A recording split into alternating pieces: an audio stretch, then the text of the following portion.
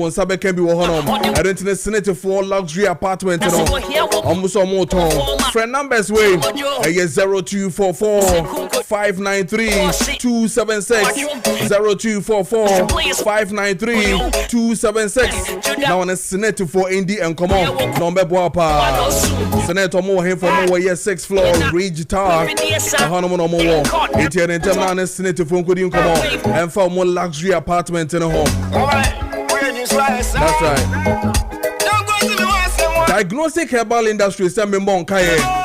E say a drosun komodi aba. A drone din, a drone guy name. And one T74. Tontina 74. I fi diagnostic herbal industry for waba. A drosun kokra. A dress fata says independent penny akwala. Mungina mumbu bobi. A mboya hombine. If you high blood sugar, a chronic wounds, a cry watches and coro, who you sue a year Tontina 74 Nibia, or the Fapi Paso, while be whom magic high blood sugar, and I feel so hepatitis B and C, and by a home HIV, kidney infections, liver infections, ulcer, prostate enlargement, bad breath, and I feel so your menstrual pain, chronic cough, and my boa no your boasa, asthma, chest pains. Arthritis, and I feel so yes, swollen faces and feet pandia. Nina, diagnostic herbal industry, Semen Cancer was said. Tontina 74, T74, a dross from Kokra. Yerentam, Nako Pebi Wojaso, Nekoye Bruta. We also buy a share, yes, you know, the here is about the diagnostic herbal industry for drone. I have friend Tontina 74. That's right. 0246 073498 0246 073498 and after say yes 0501 628931 0501 628931. Now on the diagnostic herbal industry for Indian come on number Boapa.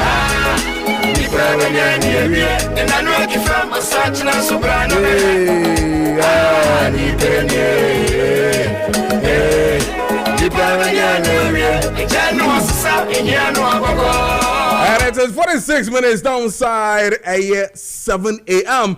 Meeting area man sign some for Kojo Preko Dankwah. Medawa say sawodu afide na to 92.9 FM Kessben Accra 92.9 FM Kessben Accra. Ye was circle ye ni telecell and adjacent telecell office na was circle na traffic light na se honomo a honomo na wonsa ebekan ye ewo honomo ye 4th floor ewo Aseda Twin Towers yellow and blue building no honomo and ye 4th floor bra ni eni nkomo na fi no ye no ani nsanwoso na fi no ye hwe de betumi so aya mawo obi bia ha obi an pacho na nchebra circle here 4th floor Aseda Twin Towers ye ne telecell no and adjacent nti obotumi aba na ye no edinsa wo so ye power Kessben 92.9 FM so and our Facebook Kessben 92.9 FM Accra Kessben 92.9 FM Accra.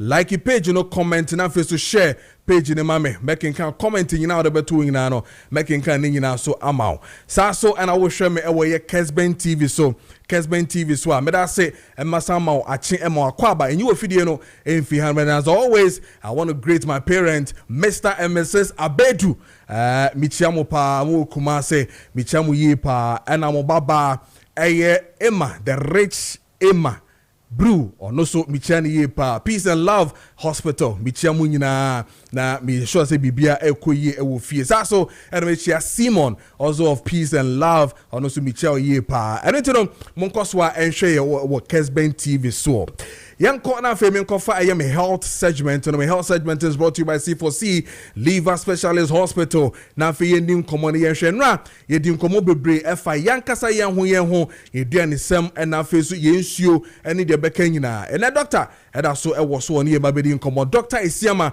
from C4C Liver Specialist Hospital me doctor me nkwa me doctor wo so Dr. Isiama ewo line so doc me mo ache eba akwaba eba Kessben 92.9 FM so na fe so Kessben TV so on DSTV channel is channel 364 and then on Go TV channel 121 bijiri ese bibia bokore Minia, over the Daruma, and what they were ho, that say, me did this also, and what they were ho, and I be Musuboko. Bibia a boko, me live to no so me no mono senior senior fata pepe, and no Bibia a kama. Once in a mekasana, what den so panam de casano. Nurses additional which rain idea, a coyipa, latest 4, 5, 6 idea. Na Bema, a didier we, na said the Akano. I use you any cream crackers. Nay, Diana. Oh, my dear. Dog. I'll query. Ever found. I ferry you cry. And your day, Yamin, your day, cry, when you mean to your baby, say, I was a day. That hospital will be on your dear nurse for now, Dr. Forkina. Oh, senior, ja, oba di adaroma mumpa bone mumu asunti.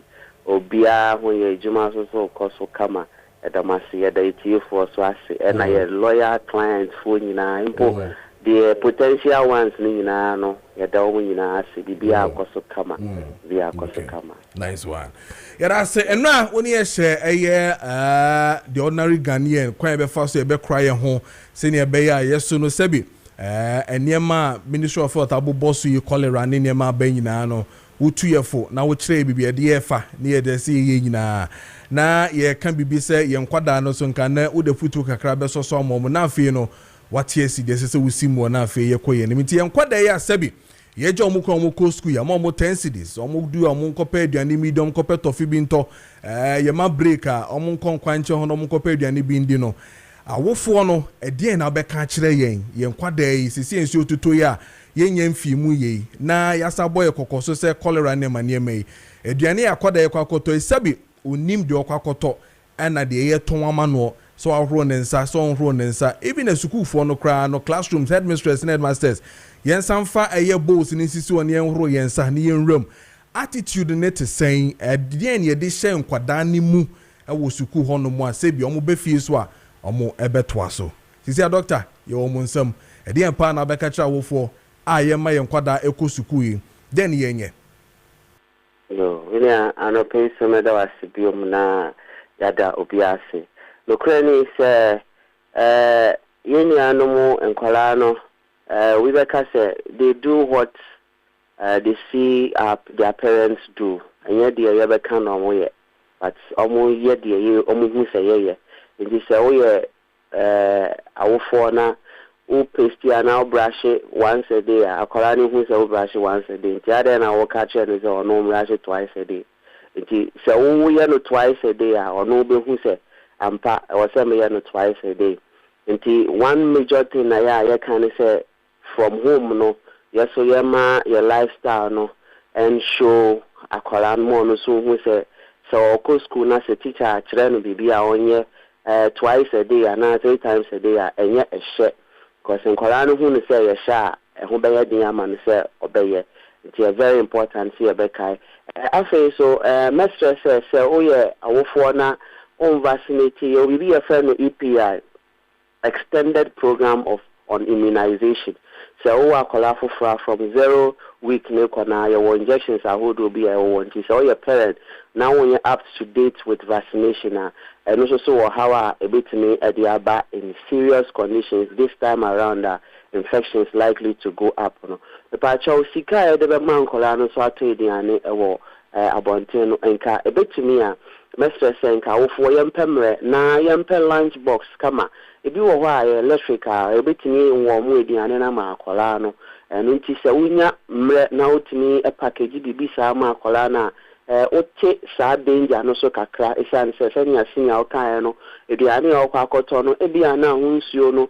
this time around nsuo tuto ye ne de eba no na infections na se mo ani bia doso ediane no mu a nya nipa oton no bo apayo nanso akwa ade a edoso nti na ebi akwa na afi akwala no start say onye infections ahodo bi a ma ne bowa ma ne ho yehye ma ne ho keka no ma onya symptoms bi a ebetini akwa ha ba nti se be ya ya muani am package edi an kama afi so ye school mu no so myself yeah you disinfect your friends your door not no o say o ko washroom a nyina ye so donut no money de akọ se toys so wo hono ma nkola na no an ye ba be di agro empo switch e wo ho a ye nyina ye kwa na so light no ne edum no nyina so to me carry infections ahodo. If we can disinfect all these areas, ebiom yenya good ventilation ewo a classroom anase fie yenya baby a mframa betimi afaye ama de eye fie etna dan no nyina no etimi nya access akwa abonten na lung infections baba doso yenya issues with your respiratory system, make bronchitis, asthma, how I would do a free in your lungs in the munano, baba rise it. It is a when you have good ventilation, a bois reduce, a fina, a woman. I say so, Abia, na Akolano co school, your much sugary foods, nibble brain, so in person about brand BRD. Now, so Utino say carbonated drinks, no dorsal. This is not the time I was here, this hard drinks, no man, Colano, yen, and substitute into some sweet vegetables and some smooth fruit beer. And also, Subabwa, Kai, say fruit, and also, I was saying to me, a washing year, a bit to me, apple. Banana, you're good, but no, you didn't come on, banana, no, a do na ne preservation no your how into me say o to banana make sure say on to the atie free ho no kai say me bi di nkomo say o to banana na say bi esa no e bi atie free ho expose part na obedi ni bia etini ekofa typhoid eba anti banana no say benya ni dro ni nyina your ta na ya to ye bo ase kofie awoshe ho kama so ya akola na ekodi enya open ni immune system no hiamre nya hoodin etini afight all this infection it and compound ni bebre emfa ma no ya woshe no kama 2 fingers bia na de ama no odidi wi a no edi eno no beboa ama boost ni immune system no dan say ya ma carbonated drink be ade up to ni energy a odi be di agro a bebre ri akwa so no memu asa increasing in infection rate no. Very, very important. You be a fellow vampire cough. You master what you call the vampire cough technique. I just said, COVID by the 4 years. So now you're boa. Now you see young fire, young cover, my fire and sound cover, no direct. No young fire elbow, no. Oh, you're the elbow, no. You're quiet anymore. Now I say, baby, your muscles, no. Your mother dear so your son was near the Akataya no near Boa. Aha, and no so your technique. I bet me actually a man who feels say, dear, a Korano school now or Boa, Uncle Boa and good enough for so. And my infection no sound cofa and circle school holding armor or be a infection be. It's that vampire technique, no, young master and Chile and Colano so overfee.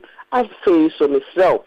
So who say akolano who edodo no kakra the temperature akoso bebre obowa kakra ni we move free so kakra ebi okra o complain say ni yefu ye ni ya na sa na jo no po wentini anna o tete bebre o da bo wan so asori no atena se na o su do o ha na ni nosto no mu ye blocked kakra wa ye restless a so enforce ma akolano nko school wan ra na ade ye no o de akoma ni ni a ono so wo school ho na afi asa to aso wo ho a ebeya nka makora na ntina fie na warm water kakra therapy fama no samwa na fa no ko hospital na ye treatment dem ne man kiti bi we wo ho a ye ya ebetimi aboayen ebi omuso so yan kai se eduane a aju bebre ne yemfa man kola no nko school enti se woni teacher bi e fire na woni teachers ni ekuda na wa kire om se akora no eduane ni there is a way it can be warm for akora na ye substitute to sa formula ni na ebeboa eduane ni ju bebre a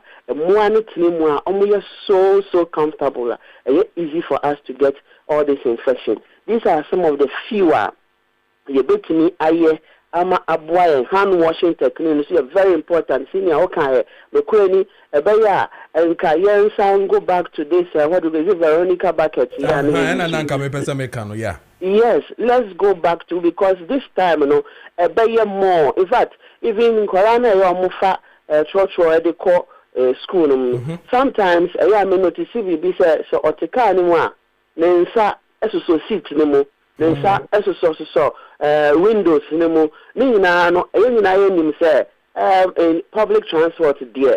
obi kra timi sabio wani ma etimi spect na kakra egu ho obi bowa na ebi egu ho ni nyina no infections ahodo wa ebi mpa na waye ni nyina wato ediane ne kama ya bibia ye warm na so na akwa no nya infection ebi timi free ho so aba ti mesre se nka Veronica bucket ye introduce a na nka running water no akola bia na wo hye ne nsa kama empo si ya pon school na ye kodu fia yan wo hye ya nsa no biom ansana ya ye bibia mesre o ebi so wo ha kodu fia bia ya na si ya run atade no mana na ya san hye ne fia atade onkodi agro ta chaw eno so be ha adwen ebe ya nka akola no go school no contact na doso oni nkrofo bebre edi nkomo wasoni nianu mu ebia ne nianu wo infection bi abem nti se be ya obafia ye manu at least wash ne nsa on wash ne nim on wash na sum kakra no pepa ne ni ase ho kakra no ono ne huni mu kakra ne yemfata obi yi ho nyina manu na ebeboa reduce all this infection a rise won kolamu a ebema body no so ahoden aba from the cell.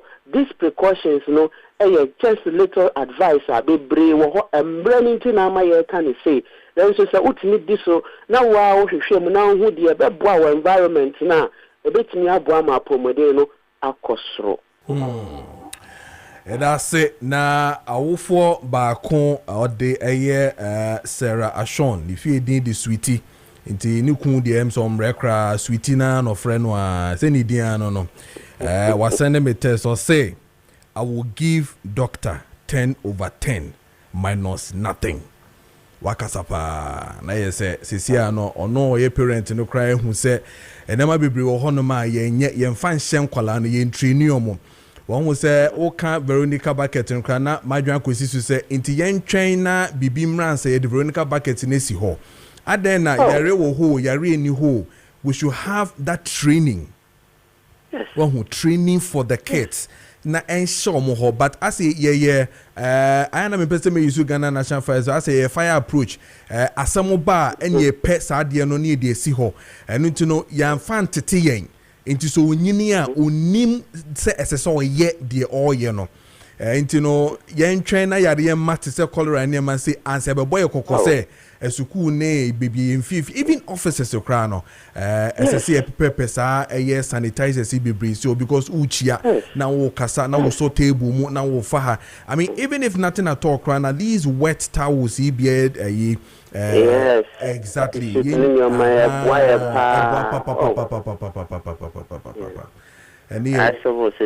wakasa yedase pa na mom empemfo no so no enye se ye kan kwalande na se motena ho na mosumu ye mommesi yenko C4C yenko hwe ye ho emama na bibre saaso na ma no se bibre ye kidney ne ye ho ne ma nyina no dok ye nyen yo sidia me se efia hodra ye de ho komai start Akra charity begins at home. Akra say ya never build it. And ye do your penny for you the any say immune system now no gradually and also so back from your water within some here. I don't very important see about checking your organs I can see in myself. Organs I can see na ya attack no. And no na yare who do in attack him.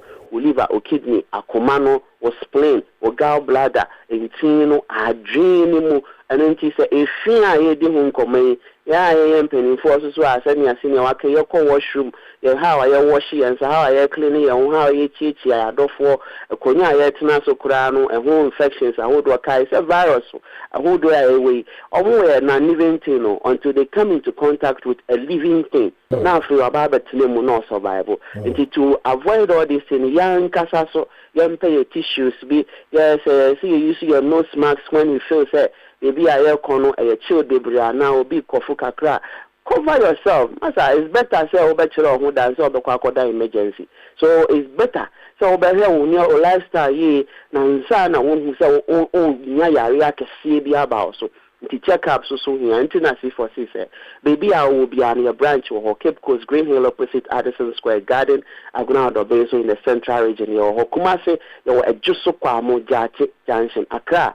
So you are Adenta SDA Junction. Myself, branches in our start ejuma exactly 7 a.m. on a dot near upon 5 p.m. Monday to Saturdays near age. My treatment plan, sending a diet cano, a holistic or baseline investigation, or where I check organs, should be a semato, and sunny the natural homeopathic remedy, Kenya organs, no naturally organs nankasa fan into my pa ifra itinyasa yari to say a brebuum yaria, your liver to so why the back Kenya or brebuan, my brebuan itinya fight infections. I would do I do common there. Any CBI it's nani pedianum, it's near ye free map on within the SCP itself.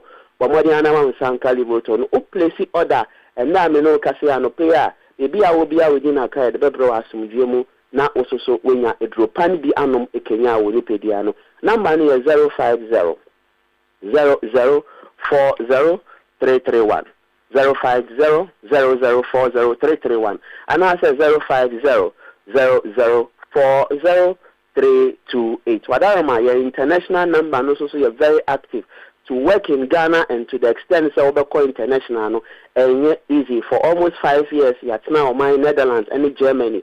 So it will tell you how C4C a progressing in Jumapa, if number plus 316-879-85584 plus 316-879-85584.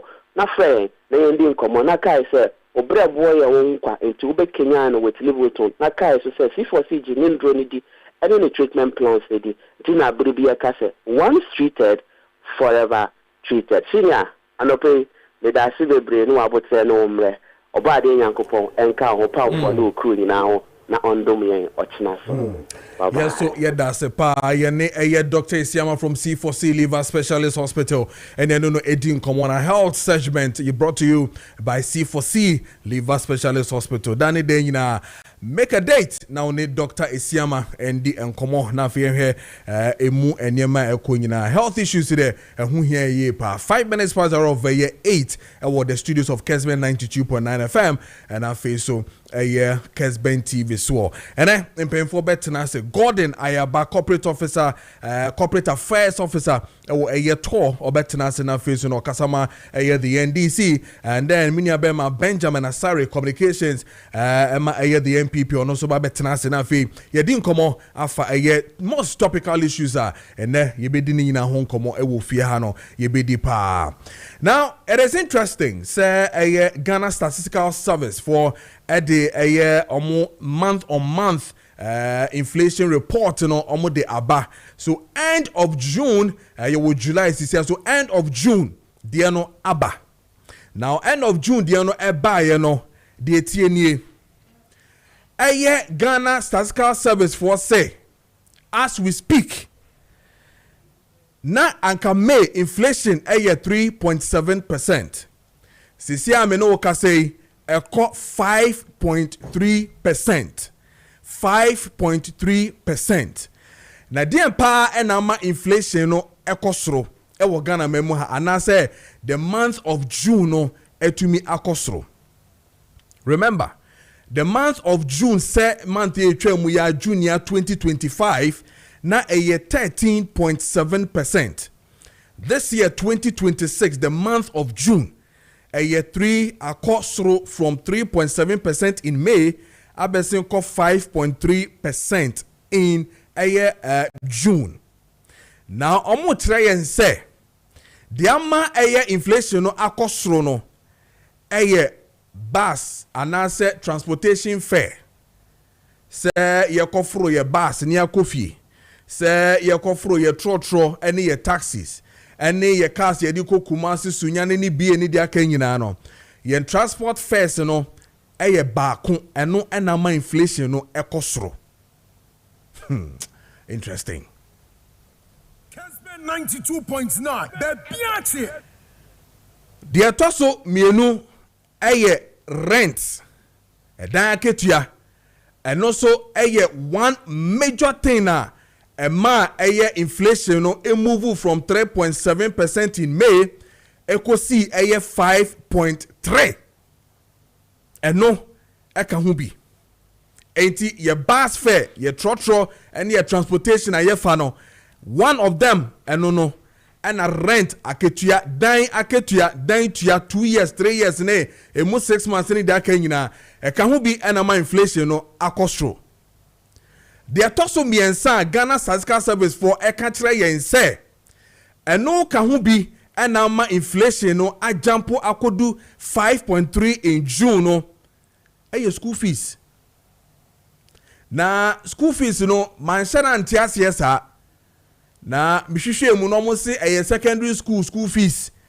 and ama inflation eso ekosoro na tiasemo omu breaking it down no transportation fares and a wasoro pa it is taking 10.5% of the 5.3% na yinim se sisi ekosoro no transport fares ekosoro 10.5%. If you want more secondary school fees yay yes say the free education abana there no inflation no say school fees for 7.2%. 7.2%. And hotels and a dan akeka say be renting in your money na make say hoteliers for mumra na mumbeka bi because in so far amount for no ama ye dan na sebi ye dan afako nyina no ye beda hotels moda so gie kana esesa mo gie no na nka montete so kakra po ma yen eno kra no manfi wa enya he hotels nko a 4.0 ana rent efa 8.4%. 8.4%. It is a siano, the etiano no, the month of June, ye shoot from 3.7 echo 5.3%. And yes, and ye driane, and as you see, inflation no costro. Na momuno almost say a bus, transportation, and our cost through CCR. Rent, eso a hydrogen, and a school fees, eso about be boom, inflation in the month of June, echo 5.3%. The all no, if he a Ghana Statistical Service. And they are to join. You be come ye is an simple for Tanasia. You be this sound common ye pa. What it means is that it has increased from 1.6%. Abeka 3.7 no amano cost through CCR. So this is what we have from a Ghana Statistical Service for you be in ho enkomobium later when it comes to a discussions na you be in ho enkomo. And then unim so South Africa and semi brina nessa a cost when na can see about videos I cost one because it was 30th thereabout no mo share boss omo anti your friend is saying immigrants demono omo beye amasisi ameno ka say Ghana ni a 40-year-old Ghanaian Bashiru Isaac with him a Cape Town na mpemfo issue statement from a Ministry of Foreign Affairs condemn now asking for proper investigations to be done. I think we'll have to speak to a chairman of concerned Ghanaians in South Africa. Then no ebedi common affair here and munya maybe to me ayegina. So flood issues na ba ama enra omanpenyi eko kasaye a national Thanksgiving na say na odinsembe binano na atudwa when it comes to flood no and also economy no I don't come yebedi but omanpenyi di nkomo ye pa.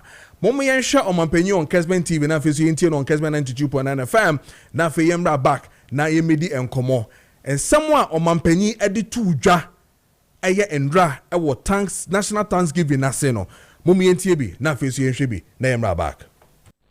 Today therefore we gather not as members of different political parties of ethnic groups or religions but as one people under God. We come with grateful hearts acknowledging that every blessing we enjoy ultimately comes from Him. Even as we mourn the lives lost and the property destroyed in the recent devastating floods, God exhorts us in 1 Thessalonians chapter 5 verse 18, and that in all things give thanks to God. The psalmist also reminds us in Psalm 100 verse 4, it says, enter his gates with thanksgiving and his courts with praise. Give thanks to him and praise his name. And that is why we are here today. The theme for this year's observance, resetting our values to build the Ghana we want, speaks directly to our national moment. Lasting national transformation is not achieved solely through policy. Laws can regulate behavior, but laws cannot instill integrity.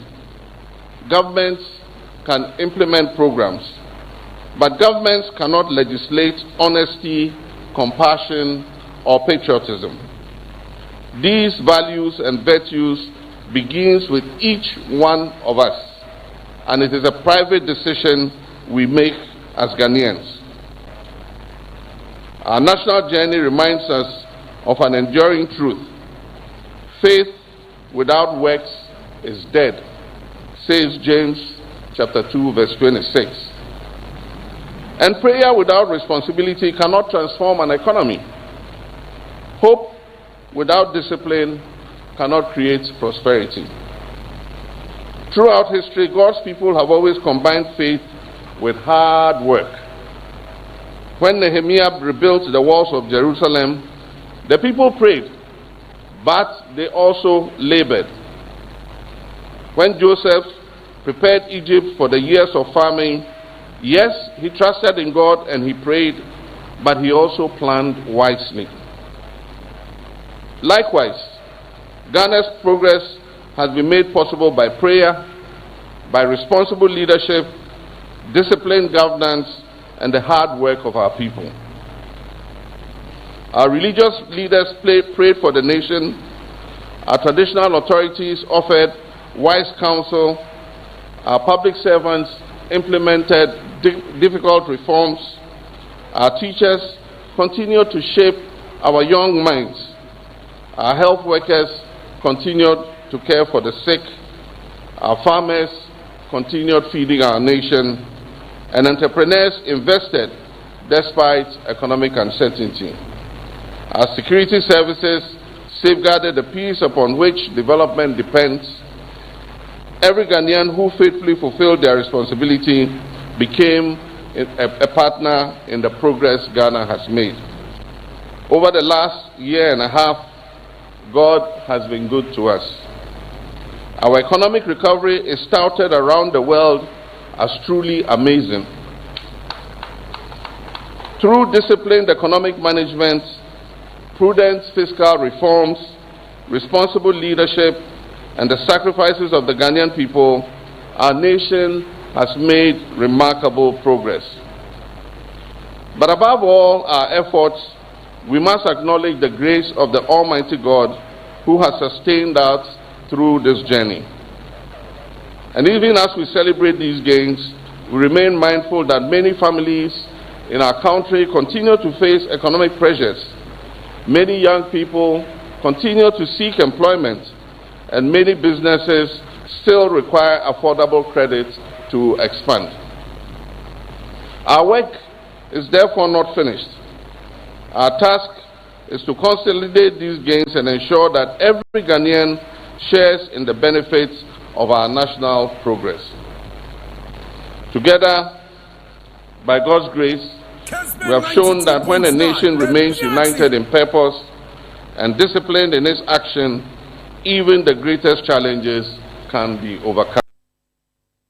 Okay, so President Enamote Nkano all issues of national concern. The BD knows who come on because then come a dosu ye pint. I mean, sheda and Kasabi because in for better say now ye disa and common in and what can nema be and of course ye bet to me a coincide na fia shed ye a woman in all things. Yen faseda ema rade nyankopon ono enonim de oye na bebre na so aka se we ne de nka papa president anka nye nyame asem anka ya nipa na mu na ye asem but yebedi na ho komo hene anope but amenko zoom na femine Minia Bema Bra Moro, who is the chairman of Concerned Ghanaians in South Africa, ending Komosisi, a quick one. Now, Fayembra back the issues. Na see was South Africa. No, me sure say what the echo yina. Ora Moro, me da se wa joining our Kessben TV. So now so Kessben 92.9 FM. So clearly, enra ene an opinion and whose statement if a Ministry of Foreign Affairs about regarding the issue of Minia Bema Bashiru Isaac 40 years Sebi. The issue of anti-immigrant demo across South Africa no say be washing nkwa even though they are calling for say investigations should be in the current situation with Ghanaians where South Africa is Siano. Moro, at saying Ghana 40. Meda say me wakwabane wati fu nyina anya hwefo kwa Africa. Firstly, record Ghana ni bia mokono ye 30 June March no. Okay. Bibia anyhow. Okay. Clarification made Ghana ni bia enwu story now. Ye Ghana ni on the 10th of June ebepem. Okay. Ghana ni awu. Omo issue 2 no on the 29th of June, which has now with March in course no. March near 30th. Omo issue 2 ni pano 29th. Okay. Monday. Okay. Omo issue 2. Okay. Okay. And then painting March no enka ho. E banisa e maye kwa ho chiremo. Okay.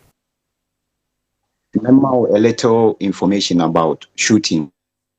Brono ahodo was South Africa, Ghana, yemfa Zungu amuwo ewo Ghana no. Ye will be was South Africa. Okay. Bonia kesi ko eho emranya adwuma. Timpisi for current to mean ko sa. Mabunu ni bi aka mo mabun atiti ku bi. Wo ho anoma ba wo se omo ne bom ho ban. Inti momo muska a wo mo frɛ no protection fee aban emma wo mo kwan enye lawful wo mo ane de mra hwe wo nsɛm atete sɛ ku no inti wo mo ba wo ho e ka sɛ mo muska na wantimi ama wo mo no wanka so ankyerɛ wo mo na bia eboro wo mo so a wo mutimi shutu no mo dwane enye the first time ni last year December mo kuma na Ghana ni wo ho. Almost every year, you tell such cases. And then you Ghana for other one South Africans now, almost be a duo. Until on Monday, no, a brand could be in a shop. And microphone barney ho, so more budget protection fee. Until a Juma Musunya, you find yourself for almost 2-3 months. Okwa be anyhow. And no power matter. Opa match was unya ebine wontu de nka mo nkweda foforo nti eba ne sa no nkrofo ya nya omo de na ba ku yitu ana pepe omo de ma na wa ne shop anim ye dwada 29 me see and a clarification amede ebeto wase se yanka no kre no se ni fitie na ye dane no e de be she protest no e ka se ye protest no e de ba ya na se e koso Benada Tuesday 30th June no a South Africa for no musu nim ne kore no efa yen Ghana for ayete South Africa eho obufu eho tan say deliberately omo man no hu fi wa bra ade a enye ne kore ye dane picture no man say AEC enti ene ye clarification amedeba obetima ko tu me ba bibia say me say Ghana ni bia ni wa 30th June Okay. Mama, okay. Matthias Pamoro. You're sending Komo. What is the current situation of Ghanaians that was South Africa this year? Meda say currently Ghana for was South Africa. As a result of a kwanya yempeni for a faso dealing with issues no.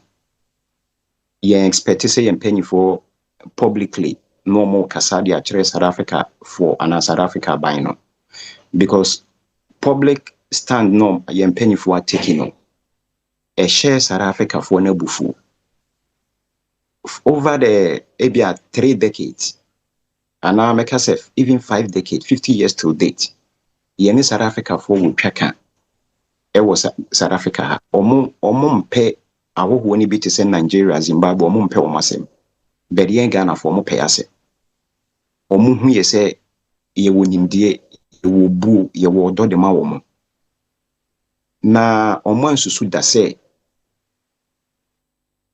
ye betima kwa abonten akogo mo hu finisa enam sa so nti omo policy for kra ba wo no omo hu say wo ye Ghana ni kra omo tumi ka cho say because company for ewo Ghana no say mo kasa fa ye ho ne dom mposi ya yemfunso bi a monhunu kwan a mo ne yebetena se akasa mungina bedwem enka nsem bia e wa bra mo amunim se we nye ne kra ena medical adu so bebo Ghana fo a aban fa wo mo call Ghana no medical adu bebo ebi oberu kutoka na Accra International Airport interviews e call so ensem bebrebe omo kan ye nyina na ye ntoro Samu obi timika wayi na tare bebrebe omo free efie South Africa call Ghana bebrebe nsem omo kan ye ntoro ne krenim what you say omo kokra ye catch omo say mpo se bibi to kra no a for the sake of Ghana for mo da so South Africa munye din na mon kofi na mon fan paibo and support Ghana for mo South Africa.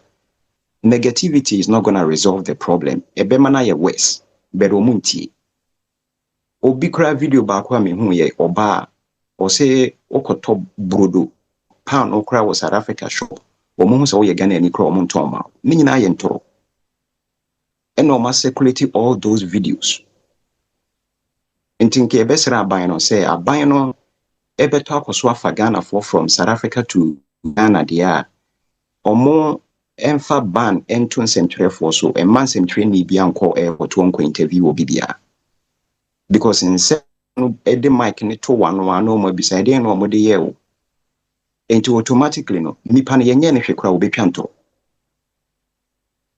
yen so Ghana for ye South Africa enye ye nyina na aban betuma fa ya kofi ye twem 15,000 plus omo aban do omo kofi kra no omo ndru ebia 1,002 roughly be 1,001 or less aban nim ka wabo repatriating those numbers no and imagine say aban kas okay or budget say a repatriate 5,000 Ghanaians do we know the resources e bekum sike bekum enti eye better say asumdwe beba me e better na South Africa ayeye nyuma than say abane dia ho prepare ebe repatriate ye ewa abra ye beduru Ghana na ye twantro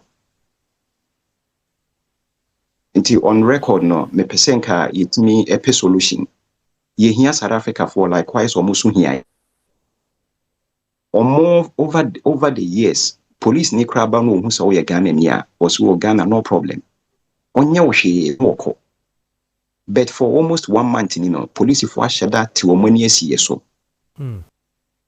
ai banisa o krata kra no a wo betimi akwati mrabi no omo de gina so e de achew ninyina all due to the ekoso Ghana ensemo a Ghana for no bi kan Ghana ene na akofa we nyina ade aba but mamoro e pa na beka eye Ghana ni se sebi yemfa yensan kan no onkoto obrodo na obesan boni trim na waka de oka no onyi ni se ase ebia o downplay eye issues na ekoso anase emomo how no etumi omo because obi beba na se obeyi natare and I saw that video too now waka ho asem no na weyi natare no akire max and I'm wondering say again say ye bon wo ho no anase ya bon pen anase dia me say that a mixed Ubeka issues ye do hun komosis here we need to be careful just as you saying but then pan beka nipa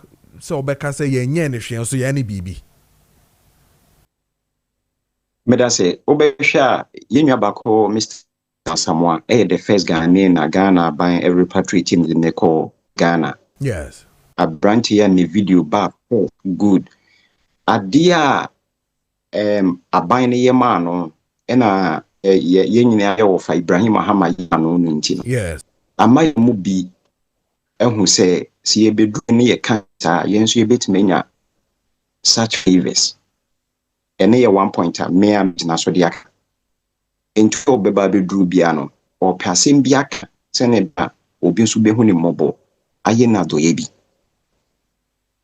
ehona nipa ya wo ka se oro tare wo no bonia ono anu odi ni wo South Africa wanka what you say South Africa for empenyo mumpe bibia o mebema warning dia wo ye ne yempejai ɔde ne ho abɔ yenuanom alatafo yi ɛna ɔmo ton konkonte ndubɔne emi asɛm na making ɔmo che ne bo no ɛboro de ɔmo boro no bibia ɔyɛ ne nye sɛ bia wo yɛ mugyae wo krom na kra no wontimi nton ndubɔne ɛma ba wakɔ obi krom ɛkɔyɛ sɛ adwuma we enti so ɔmo ache waboa ɛno no yɛbɛka sɛ xenophobic why the papa na wo yɛ no sonye hwabo dia yes yɛbɛ condemn me.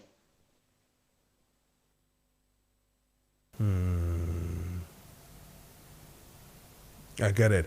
I'm say line freezy kakra, so I'm not hearing you on that one. I'm say line no freezy kakra, but your name concerned Ghanaian or was South Africa Bra Moro the Dino no Bra Moro and no Eddie and Como Sisiano talking about issues of course was South Africa and so the mixed reactions now so he has given us the clarity for a Ghana na yekunu no Bashiru Isaac 40 year no so apparently it wasn't according to Bra Moro no and the demone course anti-immigrant demone course no nemo no a name be a caucus was some of the towns in other areas be a sebi nipan sheda or say mran sheda nye adwuma wo honom and esa ensem no esi on the 29th of June not the 30th when the anti-immigrant demo no so and hon komo any day no 30 minutes past the hour of 8 mane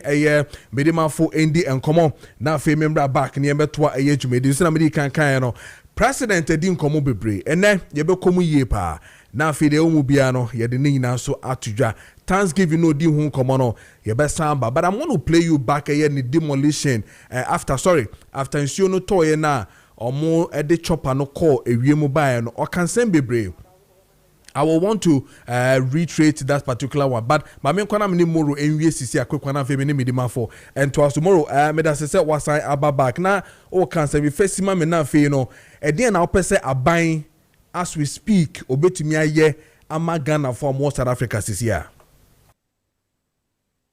me da say currently beya me de say Ghana mampani John Dramani Mahama ankasa ebetu abofo from envoy ama omakwa kushia serero mapoza yes South Africa mampani ama omakasa diplomacy enye adwuma that is 1 2 yempani for Ghana emo omfo manu ntum meka yempani for MPs ministers etc omunjai between the two presidents menemo kasa Malawi for mampani ebesra issues ekoso nyina no onene tena se kasai South Africa mampani din sembi Malawi mampani anim enrechi enwo call back to Malawi our de akoto na deshi anim ma share meka say we share some 2-3 borders with South Africa but publicly no who say any other country in Africa condemn the cause because omunim say we ne sa yenya yete ho no your life is at risk enti ye besre your former president Nana Dankwah Akufo-Addo or a good relationship with Ramaphosa. And at this stage, no, Ghana mampani betima fano say special envoy. Nana Tumfo here to so a good relationship with Ramaphosa in South Africa. Ghana betima fano special envoys to mediate. 31st March, 6th March here, Nana Tumfo ba South Africa. You celebrate Ghana's Independence Day. Yabako se maybe see that South African penny for ministers or money na buy. Ewo High Commission or fe massive one. E been see that about the unity between Ghana and South Africa. And at this stage, you been here special envoy delegated by the president of Ghana on South Africa. No one here buying betna. Or by you we are willing to offer our personal experience with that Nipano. Sankobanesa na yempeni for Ghana na omo kan semwa ebe damage the whole situation. Okay. And bibi so dia Ghana for omo Ghana emo binko abontin kaso a demonstration yempamo South African company we yenye say enyoma bebrebe koso South Africa ye bie so dia kyeremo a ebikra enye bibia na modemo ano betum enti ye be target. The target of South Africans for no Nigeria for. Okay. And Zimbabwe. Okay. Until now, bibi Bagana, that unity between Ghana and South Africa. Ye bobo be almost support. And to say me being pay yen Montanasi as a bushia yen na yen address it. Berenya bond I was here to Tomayo. Okay, very well. Okay, all right.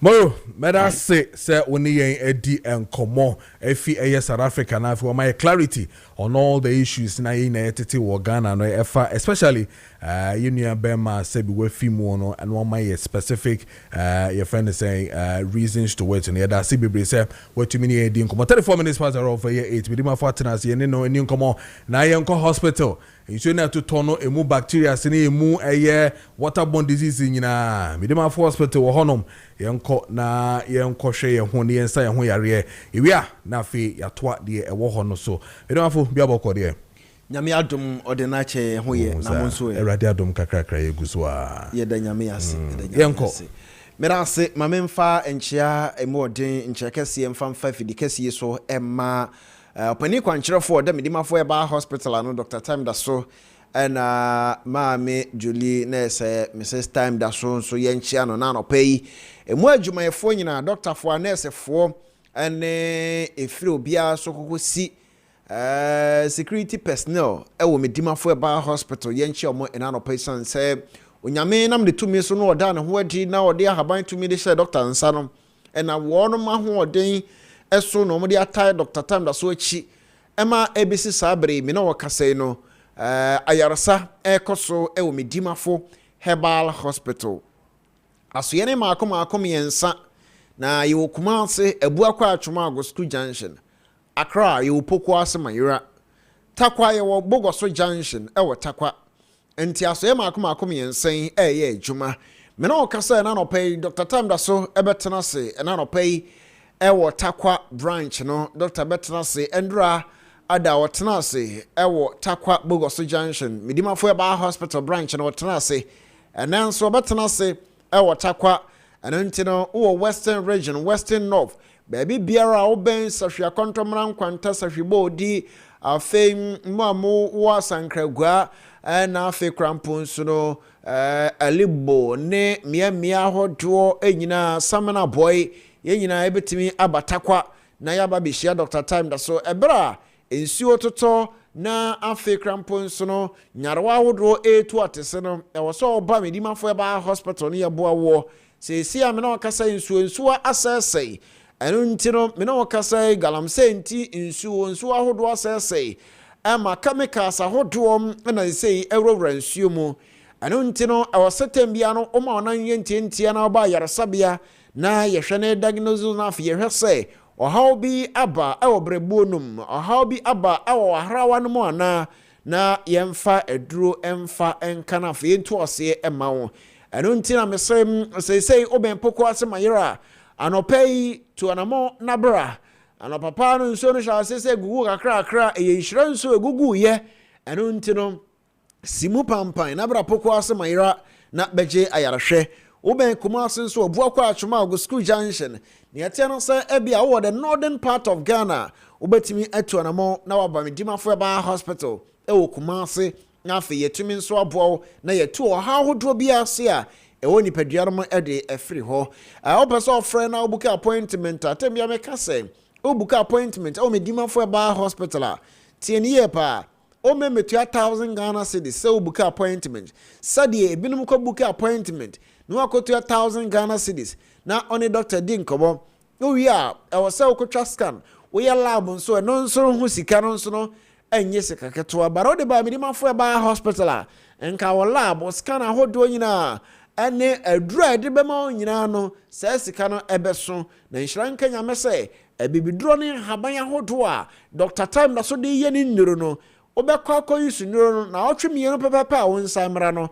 na ho enso ayewden aye medimafo herbal hospital ene ne wodi nkomoyi ena opay ebia opese obuki appointment a ye number obefre no obuki appointment ne ya appointment o medimafo herbal hospital no aye 200 Ghana cedis per ena de book appointment no o medimafo herbal hospital I don't see sa Fridays no ya eja for only ministers MPs omo ye business omo ye busy pa a wono mu ni adaje say oba betena yaresabia medimafo ya ba hospital between 2 hours 3 hours enonti ana ye just die Friday ni disi wo say for book appointment na what you 200 Ghana cedis esan say ya na nipa ba from Monday to Thursday no ya mpesa wo abebuka appointment no ba beto say nipa domnom enonti ni say obebuka appointment with 200 Ghana cedis. Unlike say obeko orthodox obeko ba bi foforo na obebuka appointment with doctor no obetu about 1,000 Ghana cedis. Even consultation with doctor umuki appointment just consultation no ebitu 500 Ghana cedis.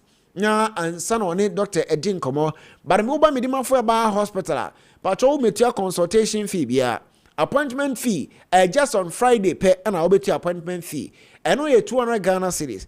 Oba fresh our numbers ya maybe bosui na afi wo book appointment 0591 202375 tieni pa 0591 202375 medimafo ba hospital na book appointment na na di enkomo afi wo person free e bia wo tie e wa amano ne o hwe e free krofoforo so a obatimi ya free on WhatsApp 0244 774282 0244 774282 a number both WhatsApp and afi normal call ubetimi enso afreyen na number de o numbers ni nyina mu medimafo ba hospital ye bibiduro 0500 727215 0500 727215 tembia metaka asemi say obi oho a wonko abrochire so kan abrochire asem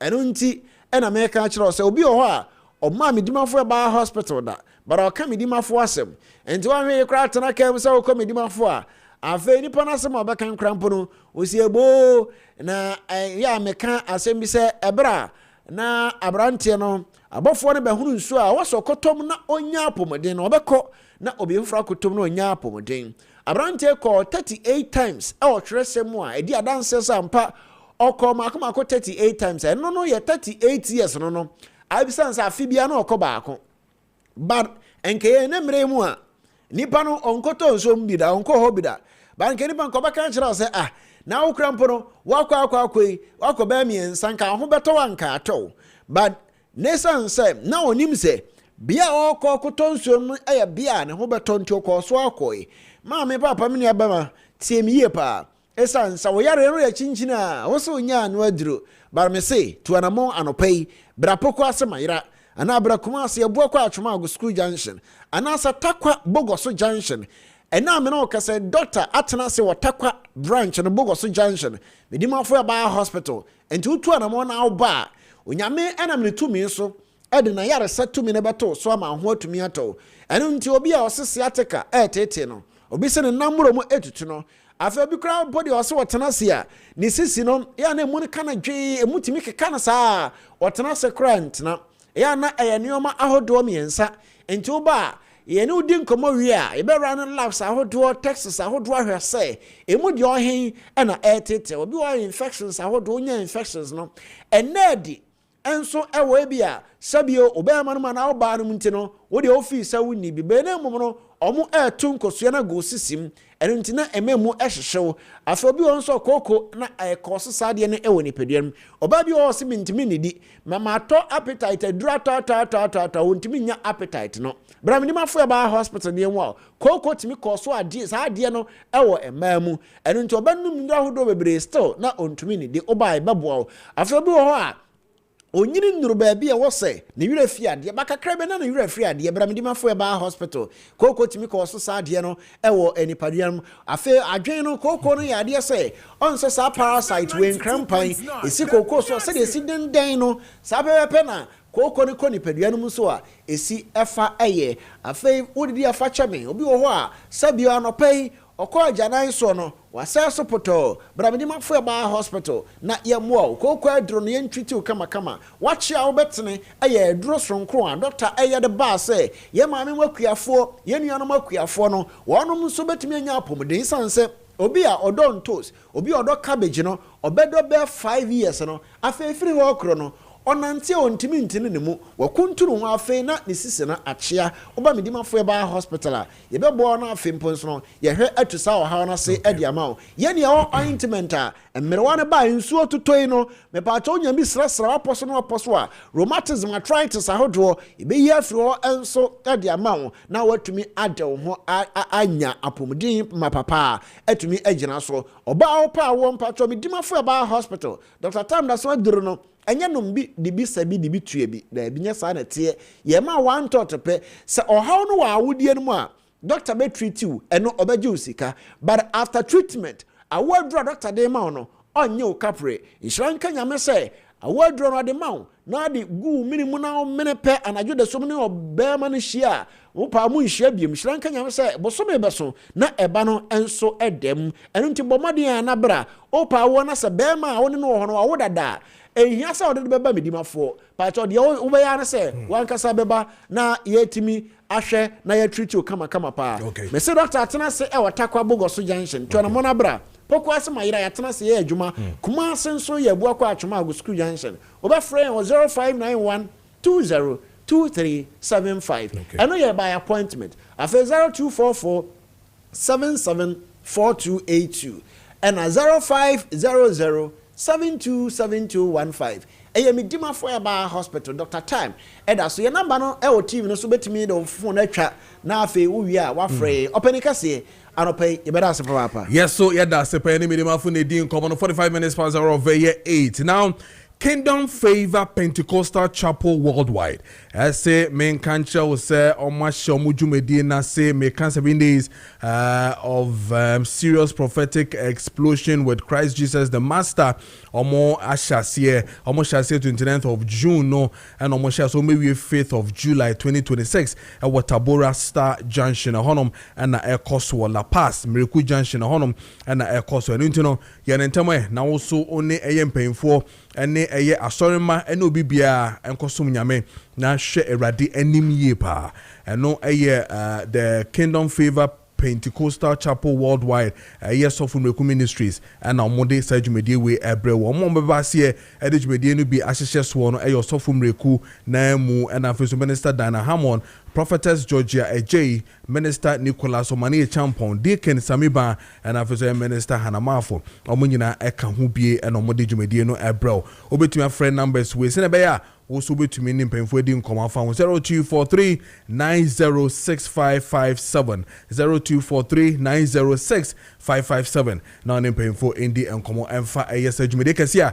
a coso by a Kingdom Favor Pentecostal Chapel Worldwide on the stage you deal with a brown 46 minutes past hour of year 8 been kana fe me a Kingdom have for so entry come on na yen to you say we pe many abema Benjamin Asari Atenase Communications, am I the MPP and Afiso God and I about corporate affairs store on also a Wufiano Abedin Como CCA. But answer no, my Kingdom, have for India and Comona Fayamra back. Unia, Biabo Cordia. BBI fine. Almost an hour your Kingdom for BLPM. Aye. And I said, Ben, and a Benz was set to your papa. But I say, I put to be ambassador, men from Ghana for no Ghana for United States. So we are bear man as a west soon as a way master man. Yeah, fa. Oh, was open so manage you sick and internal. Fuck a separate. You get it? Yeah. Go be before Babe back home, you know me. Now, on normal date. Say, we budget 100, we budget 100, no. And you fuck a same work back what? As 100 in our in champion. And then the future of the Magana for now. Yes, Ghana, and I will. So for Mammy and son, and I'm not my date. Now, what can say about and one says, and come baby, into us so. I don't pay a check out for you now. A Kingdom Herbal Center for Anna Moti and Kay. Yet, but 2 men say, oh, yeah, on the 3rd of July, we are much the enemy. Yeah, free health screening, and I say, yeah, any operations, so at the Amagana for you, me power chow.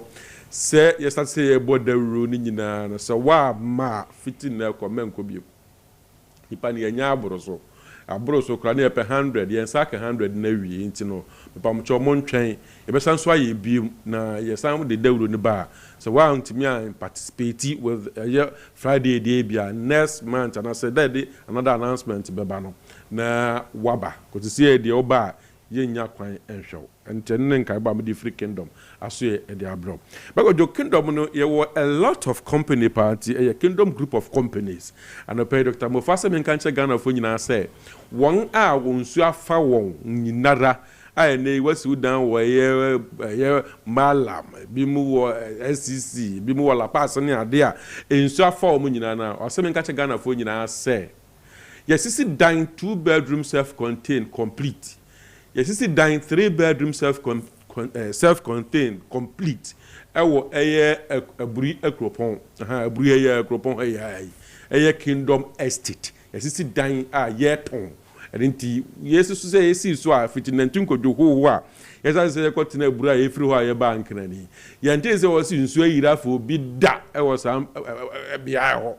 Nsuo nyiri mfa eburi honom kofa kropon kofa late fa honom nyina yente se woso nsuo afo bi hoda nti ye wodan aye ton won opeso mo tena mu for long term no san hye no wodma mo ba ye betima mba bia mo tena for long term ana won so opeso omotodan no so no ye obi wonoma ye wo 3-bedroom and 2-bedroom ne keka ho nyina no nti eye nkai bo a me de magana fo nyina mo amokuma asamba se motodan no so wa aburu no so ebi aye ready number wo be frɛ for a year a dino estate dino a year 0245 504 158 0245 504 158 and I said 0593 722 619 opedani biato and up biato for long term ya no fresh numbers no but go ne be ba edupa ye de bedwa so eno eye Kingdom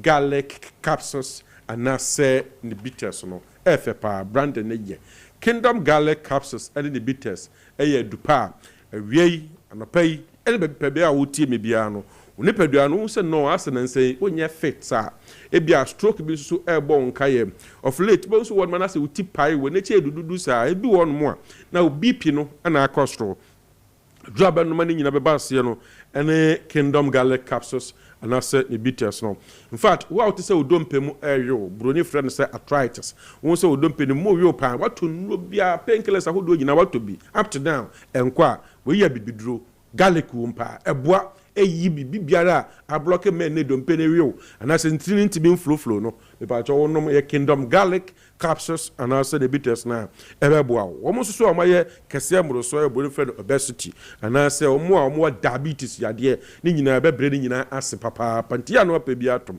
enso toto ye awie ma ye nofo nche bia yade bi na ne ba bia na ababa bebo enu ntinya be no ma be boost immune system no ama nkwamwa no mo fight against yade beba be show ni pedua no de na me kanfo Kingdom garlic bitters and na say ne capsules no ana me kanfo e de ama opa to bi no ebe boa wo be yi yare no ha na ma ne nyina afi wo yade ye ne de esa ne de dro yade se na buo ne pedua no in fact me nka ne nyina wo de ne se wo de nombi pebito na nom ebe boa opa ya wie na se me ba memaduro de ya na ye nemre wo ye adwumaden akopesi kakakra do gu botom na nyame adom waware anase wo kantoa bi a onene ko eba na ontimi amma adwuma emma ne nso ane dia ana nka ya ngo kra nka ye mema de ye ni je nyina ewo mu nyina is almost any ba ji nyina is almost like 95% say obetimi asepe wo ye yes apart from obenye ska obetoka dem obenye dwuma papa ye no ekoyi but uno ba kushia na se wontimi perform ya na enum gwase ye pa kakaka nyina kakese nyina spray obagu ho nyina o set nice one na se wontimi perform na we be ma we adabrido me kan fo mema papa mema ama mo mema na koyi ne dia na me so say no Kingdom ginseng power capsules e be bo ma mema yenim no akoyi pa mema bonya infections and had to gonorrhea and syphilis ya na nsuo bi nhyehyɛ bɛma no tumi hyehyɛ nsuo bi wei pipe ogu ha na san pipe ogu ha ɛyɛ infections ahodo bebree na aba wo nipa dua no ya wonom bia ne nyina befiri wɔ no mu akɔ afie so ɔmo low sperm count but otutu nsuo nkuma aboa msraw mepacho onom bia ɛbɛboa wo mo a ɔmo wɔ kooko mekyerɛ pass ne nyina no ɔnom a ɛbɛyi ne nyina ɛde afiri wɔ no ɛde ama wo west problem ekuro aba wo system no ya wonom ne nyina bia ɛbɛyi ne nyina ɛde afiri wɔ no mepacho ɛyɛ adwuma bebree pa mɛmɛma mentumi kan nyina mɛma de mo amunim me ɛbɛma ntimi nim nyame ka kyerɛ ya no apɛ bia nom ɛbɛboa papa telephone number wo bɛfrɛ so pɛ aduro ne bia to a wo hwɛ tv na mepacho egu so pɛbito ana sa frɛ numbers no number ni is 0559 761 144 0559 761 144 and I said 0502 036 200 0502 036 200 of Pedro ni biato and now Pedro no hunsem bia no a o fresh telephone number na bebo mo a etima chichiro kama pa e di ama ne twato e ye medro in fact oba so de oba yemu no e wo se CPC ta oba yi dan say infections ajo ho aboso bu nsa wote se enka bi de akire ase won man nsuo bi gugu white bi sa wato no bebre na but ni nyina enko na nsan bu nsa after so bu nsa wie no wote se scent bi e de akire bro de feel say bad odor me pa cho onom e tremendous capsules e be boa na nsan oho nya tight wo ho wasifa we hye ho kwato ointment bi fa asawate fa koha bo twen kakra after 5 minutes kone ko dware ni nyina no enkosi aga na abedo be ko ni padua nim capsules na abedo be ko ni padua me ko solve sa problem ni nyina dey free me dey ama won dey ene be kan for tremendous capsules ene be di wakagidam papa and so bo won say ntimi nsisi yo unya flow ni ye menstrual cycle na have problem and I say oh eye infections be what na no anas anything concern o ma anim ni nyina no ya no anom tremendous capsules eno ene be boa papa heat bi o tisa heat e wase you know what oba say heat o wase na so woni be machia nsuo ne wase be se fi be ma no ho de kɔ wo ba anim no ya ne kɔ form sa awo no say heat wo no mo I'm telling you e be san so irritated back into the make kan for ama wo say no tremendous capsules me ka say bebre e ma munim dada bobra pharmacy bi e ton aduro and as a license chemical shop bi e ton aduro uduro no so tremendous capsules ye be bia mo and as me ma no so bi e ton aduro bia no obenya ye Kingdom Ginseng Power Capsules bi akwas we so maybe ato aduro bia so benya bi ato opedo atu a no akọ Kansin Drug Lane Kingdom Herbal Center Kansin Drug Lane benya bi atu ho no mpa bagodo number ne de eno ya ne 0559 761 144 0559 761 144 and I said 0502 036 200 to Kingdom and pay Maakye. All right. Yeah, say you Kingdom for NAD and common pen for ready. On Montana Sena Fino, yen fa incommodiano and she so sesia na yen ko ye nim na yen hwe de betimi ayesia entinom ho enkomo and ye no within the Kingdom for ye no more edisa and common awie no text messages ni bi wo hanom na fe me fa hye so ma na fe me ne eye menua bema ben en chassis sesia na fe ndi enkomo comments apela 2 aka 2020 Dr. Bawumia Bedi president of the JDM NDC had nothing good to offer Ghana. Look at the flood situation. Abayin Papa Pioneer. Anyway, good is to Hajia Safia Muhammad, next MPP, National Women Organizer, hopeful. And after Hajia Safia Muhammad, next MPP, National Women Organizer, hopeful. Also, or the Ebaye. No. This one is from Jones Mansu Tonton Chrome. It says, Kojo, let Ghanaians appreciate our hope, President. Let's Ghanaians appreciate our hope, President JDM, because he thinks about Ghanaians' problems. So many, so may God bless JDM and the party. And also the Ebayan, and this one's Kwamena Acidity. He says, good morning. This is not the first time Ghana has experienced a flooding situation. The MPP government could not solve the flooding situation throughout their tenure of office. They should give us a break. Special greetings to Chairman Sadiq in Kwamena Half, regional organizer, hopeful in the ticket of the NDC, Kwamena Acidity, and the way Ebayan. Then I mean, can't we? From my favorite man, Masawood. Ewo Kumasi Masawood Bantama. But I say, and that me who message, you know what I say. The recent flooding should serve as a wake-up call. The current situation is only a glimpse of what could happen if residents fail to change their behavior. Baumia Twaso 2029. Regards to Honorable Sampine, National First Vice Chairman, hopeful on Osanedia or the Ebayan. And this one says what? The cancelling Zoom Lion contract when you sent the waste to their dustbin, they sack the people while ready to pay for the waste, and they are sacking them to go back after dumping the waste into the gutters. We say indiscipline. Well, honestly, media or they buy and no. Mamane minia bema ben and shasi na fi. Gordon ebetina se na ya twaso ben. Bibi aboko de. Kojo, bibi aboko. Pacho so hu ye. Eradia dom. Me so me hu ye pa. Fa kwenye so na menchia osronko. Me so me joso. Menchia etifo ni ahwefo a omo agebre anope na omo de omo bre afemie no mutie ye. Enye yize. Yes. Emaye wo mamu ha. Exactly. Before then no menchia Era John Boadu, incoming national chairman for our great party, the New Patriotic Party, Amenyoku. Adrian Kessben, in fact, our party, no, omo ba say to Abama or chairmanship position now, or stand tall because of an experience. Our national organizer, acting secretary. The Ebeje power, the Ebabemu, and my born homodin yepa, and ye pubi, a bra yes, our opposition, no way the name the aquaji to me. That's as the intimate sign will be a who said Ira John Boadu. So Ira John Boadu, incoming national chairman, yesterday, I see a henny two a henny for saying, I may adom, that's a Aquania Nudru near Kotoa bar. Yamma then say, Yebekai Ira John Boadu, no, it's me a big party name as national chairman. Na watoto ne amade amaye ye pa. Okay. Kwajo mi wie nso ami ankasa nso me call elections. Oh, okay. Me call Trobo constituency organizer. Okay. Currently na me youth organizer. Okay. In fact, my serve constituency no for 8 years. Okay. As deputy youth organizer and youth organizer. Nyame adom me come anim as constituency organizer. Nti mesre Trobo for GD a omo enya me mu for 8 years.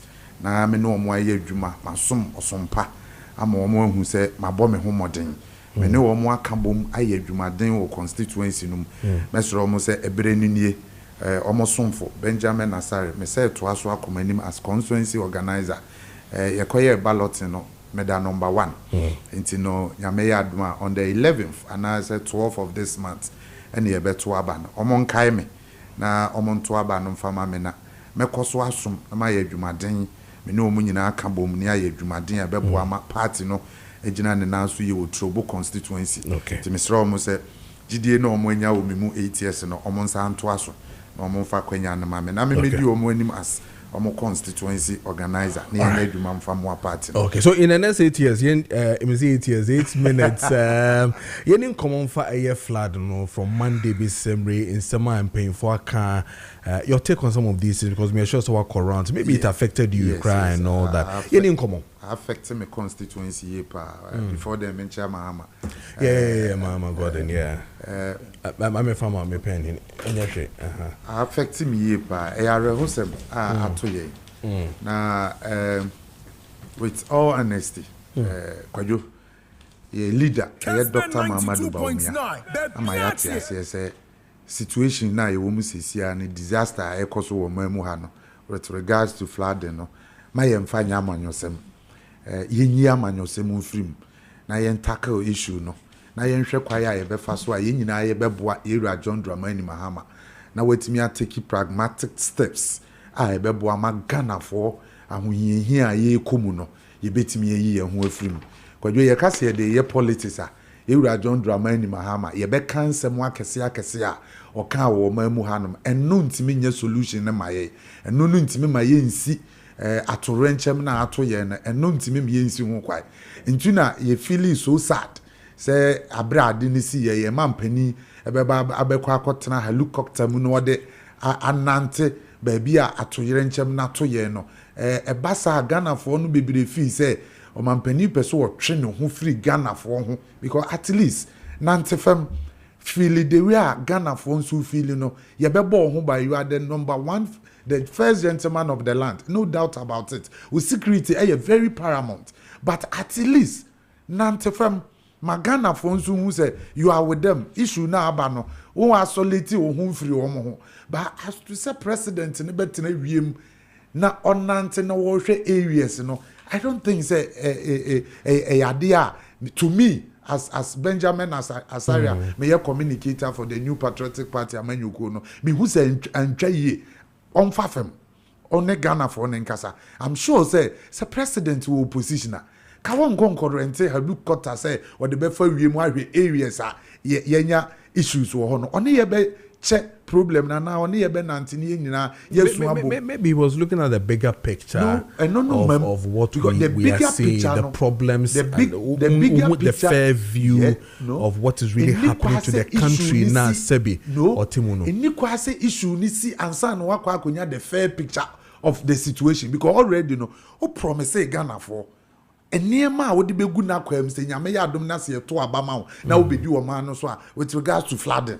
Oh my yet so Ghana for expect say eniema na yewura president editor ye anim aye gyan ne mugidie to abama no or ye ho adwuma se wo ye ho adwuma bebu ho akonta kire ye say me ka say mama makwanya na me ba engineering solution a problem wo mamu ha ye be hwe kwaya ye be fa so a ye be solve nti me ba ye no anamon ba ko mienu miensa a me de agu kwam a ye eba the engineering sector of areas are yenya frade na enhyehyɛ ya me di gu akwamu ni Ghana for beto wase ne ehun se wa start nti ye nyina ye bo wachi dom se to aso na ye adwuma osa ka kire se proper waste management a wode beba e beboa ama ye gates ya choku ni ande no e yade a ye ba be di hu dwuma ye be clear sa waste system ni nyina fi ye street num kwadwo me ne wo ka say wudi adanse wo ko cycle ha ya ewura e na eme ne ye na che say waste management system na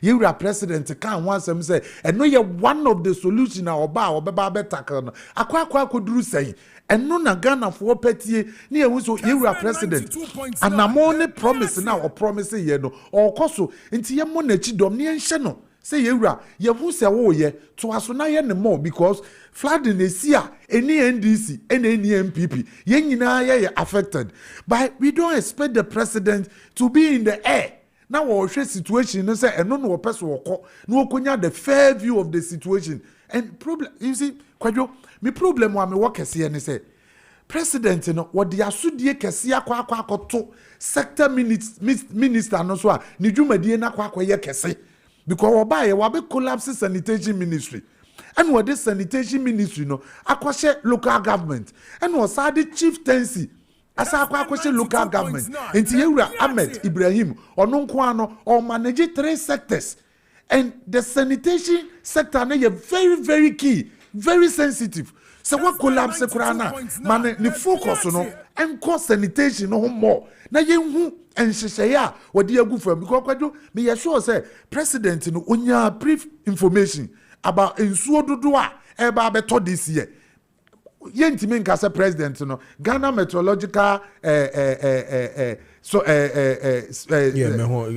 agency or omo hwɛ we no so no omo ema ya nya information ansa na nsuo ne beto because me no ka say every day bia omo update ye with the magnitude nsuo no ne kasie mu a beto no omo ka ni nyina akere ye so why is it that issue na happy area no and na president ema ye hu say opese onya the fair view nti wonam wiem and na wo hwe kwaya ye be fa so a ye be solve problem na and we no Kwadwo me no ka say Zoom Lion and no mu play part when it comes to the waste management issues wo mamu ha Zoom Lion say wo mu issue akosi say because yet wo mamu ha na basintali be ka kire ye say sa contract na yade a over his dead body say sa contract na ebetimi akoso unless say Zoom Lion na ye ABCD ama ye nyina Zoom Lion be ka kire ye say enye wono na employ sanitation for no e ya ban through YE and wo employ wo so wo feel say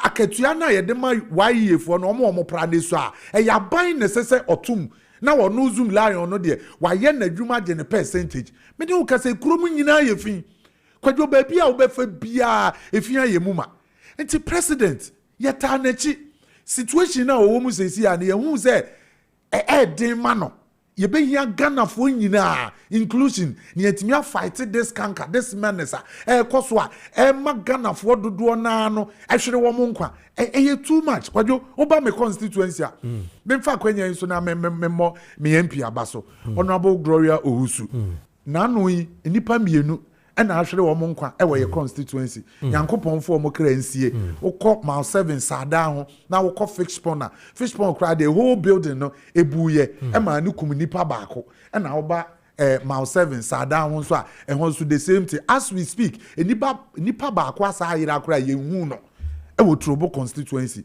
MP no kɔ hɔ Boanamon kɔ hɔ ɛkɔhwɛ situation no ama what the enema gugu na kwemu animu ya na affected persons no a wo munya baabi ntimi mfo mutinto no e yade a wa accommodate wo mo a or hwe say in a long solution ye bepa baabi papa am wo mo atan nti ye bo Honorable Gloria Usu abaso say issue na esi ye no watu anamon ama ne manfo no ho ahia no na watu anamon etesa so ye best president ye ta na chi ye mpese ye be count nsem a NDC for e kan wo opposition e basa na enko nkosi ba bia ba me nua Mahama started there na ye be call back na ya start ya ma president no Ghana for hu nsem o ka fa e ye flood issues when it comes to this canker eba no ntino ben medasi bebre gonen morning bibi aboko there bibi aboko me ni akoye the radio say bibi aboko there radio adom go so nkakra we mami nchia Ben and the entire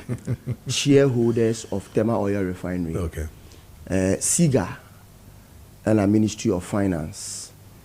Na yenda omase, na yenda KPMG nso ase, and an audit service for ase. Me sambe fa we feed away so, the entire general managers of Tema Oil Refinery, managers and the entire staff of the refinery. Me ye way because on Tuesday, for a very long time, company no enya kwenya organize the annual general meeting of the organization. And this backlog of this organization has happened because for about 6 years, company no ran without an audited account. And you know, without an audited account, you can't organize annual general meeting. So the new administration, led by Mr. Edmond Combat, supported by the deputy, Alhaji Mustafa Batalema, under the reset agenda of His Excellency John Dramani Mahama, it may clear all the backlog from 2019. And as at April 2026, now all the 6 backlog of unaudited accounting has been audited.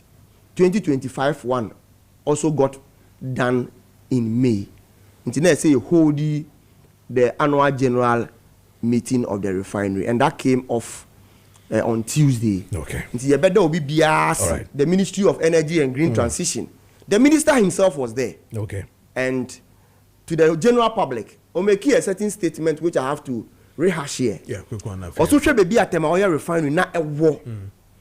Not baby in less than 2 years. A young, able man, Mr. Edmond Combat, and in the deputy, supported by the board of directors, it made the refinery a dua. Every well-meaning Ghanaian, every bystander person will tell you, say, the man has done a yeoman's job. And he scores him 100 over 100. Menoka say, we are refining 1 million barrels. Previously, we have done from December approximately 600,000 barrels. Just in a week to come, we are receiving an additional 1 million barrels of crude. This is the extent to which company Ababedu. I can't bear 5-6 minutes. I sure. No problem. Flat assembly. The man is simple. Then on the second point, Kojo, last week, before we close the show, this issue of petroleum price was on the 4 burner, but because we were almost closing, we didn't go deep into it. But likely on the part of NDC and our communicators. Fuel price asan abafem. The fact remains, say, the price at the pump as at December 2024 is higher than even the price before the recent reduction. Okay. That is a fact. Okay. Into Abafangwa, the MPP have no good record. Okay. To say they manage the fuel price better. All right. And that must be stated without equivocation. Okay. Yanko flood, no, you see, on this flood issue, the American in say, Kojo, this is the first time. See, obi be your person or the politics be Kojo, or wakwenya obeti media politics. We careless because Timemufu nankasa knows the reality. Kojo, for over 10 years, Ensua Etoye on Monday, Ghana has never experienced that kind of rain. Anamebwa in a decade. So, person will share whether Obi manage a sanitation issue in the country well. As I said, we take it into account the cause of the flooding, and the cause of the flooding is also because Sansuona Etoye for over a decade, 10 years. Ghana experiences Sansuonida. Kojo, on Sunday evening, as at 11 p.m. na mendai. And so we shall see around 11 p.m. on Sunday. And I mean, sure say I shall say the same time in other areas. Etoya to the next day 2 p.m. Kojo ye kasa about over 10 hours of Insua Etoye.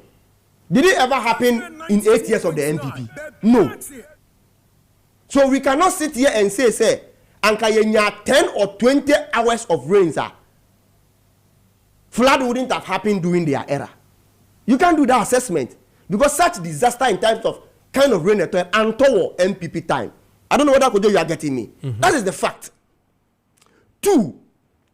Jobeka Chobia say John Mahama helicopter or Tine Munu.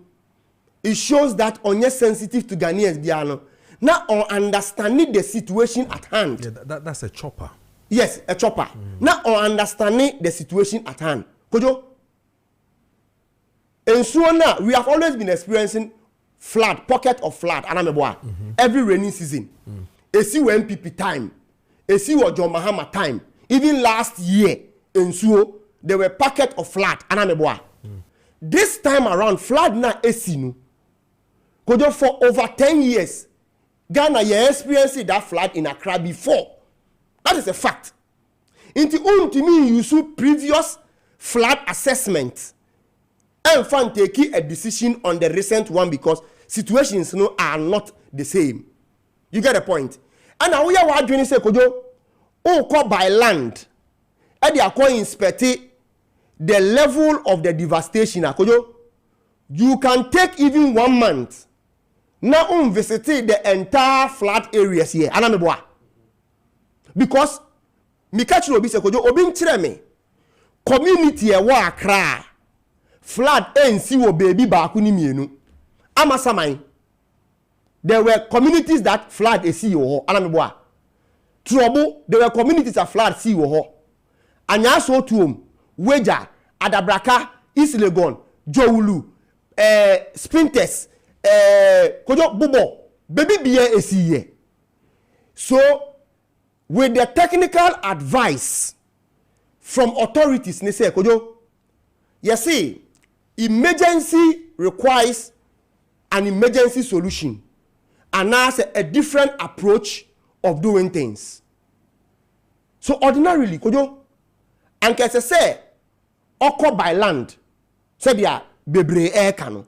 Now, so so bet me use just 1 hour on a chopper. And they are told the entire greater Accra. Now the devastating effect of the flood. Baby two. It is better to use an hour to tour the whole of the flood areas in Greater Accra than to want to use 2 months to go by land. 2 months ni bedu nukwa na Kojo baby bebre nsu na eden awo. So you may not have the reality that the people felt. And this is the reality. Let's agree to that. Because it is better to use less than an hour or 2 to survey the entire Accra, which Akojo ubenhu the extent of the damage and find a solution than say o pesa 190 firm eko amasaman. Even amasaman communities in poor in so efa won krampo no enye ba akope. It can take you 2 days to finish the whole of amasaman. Take you 2 days to finish the whole of Trouble. When will you finish? Let's apply knowledge to some of these things and stop this populist approach of doing things. It will help us. Oko or you to chop and Kojo, hasn't he seen the entire problem? Somebody should tell me so you see chop ano when baby and so e yiri wo hon. When ni na anameboa. 3. Just after that, we instructed the Minister of Finance to release 300 million Ghana cedis from the contingency fund na yemfamboa the affected people. As at, I think, Endra and our Monday are starting to be corrected. That issue has been tabled before Parliament. Air component moving from 300 to 350 million Ghana cedis. That money has been approved. As at an upper way, Controller and Accountant General had deposited that scanner into the National Disaster Management Committee account. Yeah. It has been deposited. Into a BR or affected Biano. Be rest assured, say, there will be some relief items for you whilst we look into a permanent solution. And that moves me to the permanent solution. Kojo, 1. Yeah, as I say, re-engineering of some of our engineering works in Accra. We have to have a second look at it. 2, there must be decongestion in Accra. Accra is close to Cape Coast. Accra is close to Volta, close to Eastern Region. You better move some important and relevant institutions to those places and decongest Accra. In more or less, we can build new cities close to Accra and people will move and go there. 3, Kojo, Sikabia Parliament approve. Say yen channel in call the fight against flooding, the Garrett program, the Gamma program, and all those things. Biano, as I say, you have it forensic audit of those accounts because we cannot be throwing money in the name of project yet. Situation ni gusu to say the head etena because years ago, Sasika nina anke make good use of them. Minyi said they are 2 young Monday, no, it would have gone to that extent. So Parliament must make sure that we go back and audit, forensic audit of all those accounts. Okay. Now, obi biya sike biya fa nensasi biya no, that person must face the law. My last point, on chiefs and citizens, we must have attitudinal change. Mama yense sa yen suban. Enne insuo no etoye no. Minister biya ni wa affected no. Former minister biya ni wa affected no. Eye meaning with the ordinary citizens no. So that attitude say obitimi kukuru refuse efini dem e de begu gata mu thinking say oyeme oya ban oye ni nua no. These are the reasons why we are experiencing what we are experiencing. Okay. Let's make sure say there will be a deliberate attitudinal change. Na young ahimfo no so kojo they must make sure say okay. In sasina omo eton no. Baby aya designate not for residential no. They should comply. Okay. And stop selling the lands just because they need money into their pocket. Because there are some places, they have sold lands that they ought not to sell those lands. Yeah. On waterways. Okay. And many would here. Utomamia.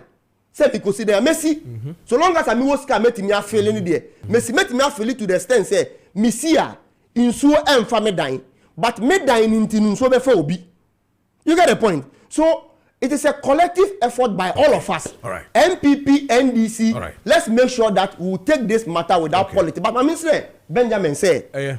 John Mahama has reinstituted the National Sanitation Day every first Saturday of every month, all MMDCs or MMDAs go into clean-up exercise of their communities. Okay. Collectively. Okay. And from some MPP, NDC, flood baby count. Okay. They should join in those exercises and let us collectively, let us together, collectively, clean our environment. All right. And some of these things will not happen. But I say, Minia Bema Gordon, I abana hotel Kano. My main country say, and then you may, Kessben TV, so and then you may on Kessben TV on the punch, and then the Honorable Edwin Ni Lante Vanderpool. 1-on-1, meneno ebeshisha so ene enyumre on the punch and our Kessben TV. So stay at exactly 8 p.m. to 10 p.m. No meneno ebeshisha so na fi edin come 1-on-1 who is the national aspirant or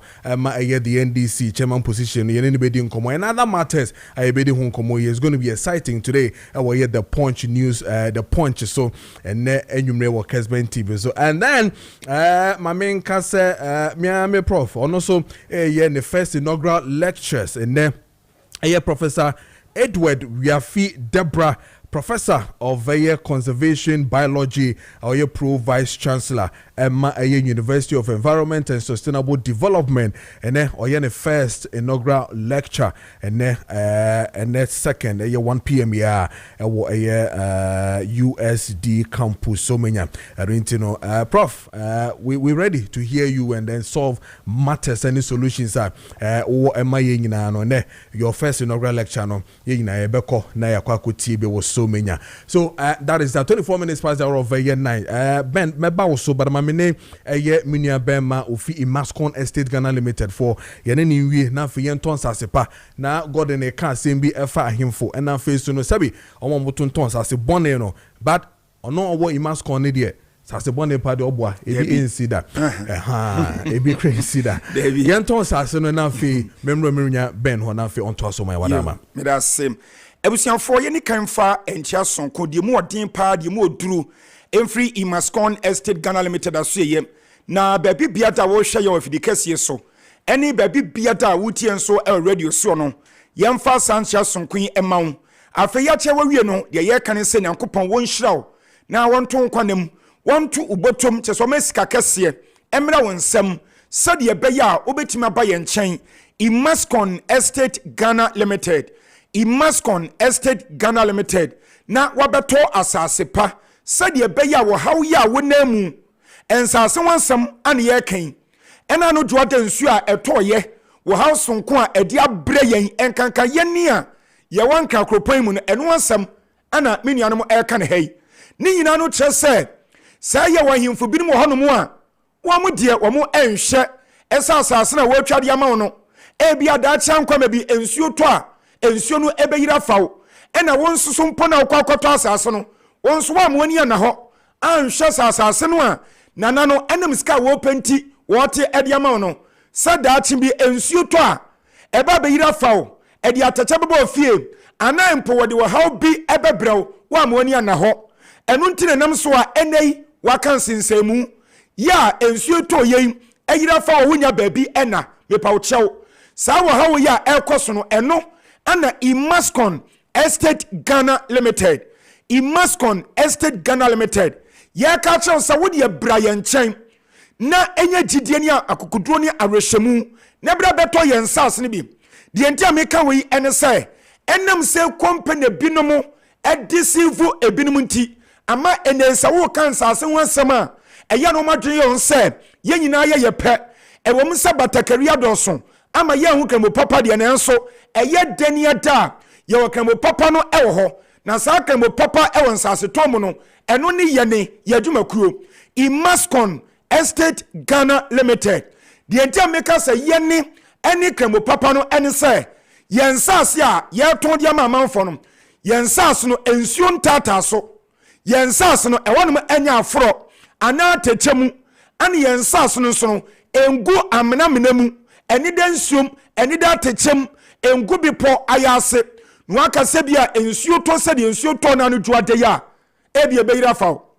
ana ebia de ateche bebo fie ana ebia betwe nneoma bola nom ne ade aba begu fie da bi ye ne nsase no entesa ana afei enwu eya bipo etifi no aka se bia mfama fa no so no akwa powder so yene ensase no eye flat eda so te se park so ehonum ete se desert esre so ya ehonum no wo ha bia dani ho yedi kan kura dwi ensase no so dada an yedi ema wo se bra na beto na ade abako nsa yene ye na da nipo de entiama no yesa ne se yedi nyamesuro eni nipa wo do eni abotre an yedi ton ye nsase hwe ansa na asase no mpo no yebekwa akotiama onom yedi kan ama wodi yachi na pani kwantrefo na emum wowura obgati wono adi nyina yanim ne nyina yakọ na wodi wani kurotwa wisie akwa ya sase no na wadi ho adanse se yene ensase no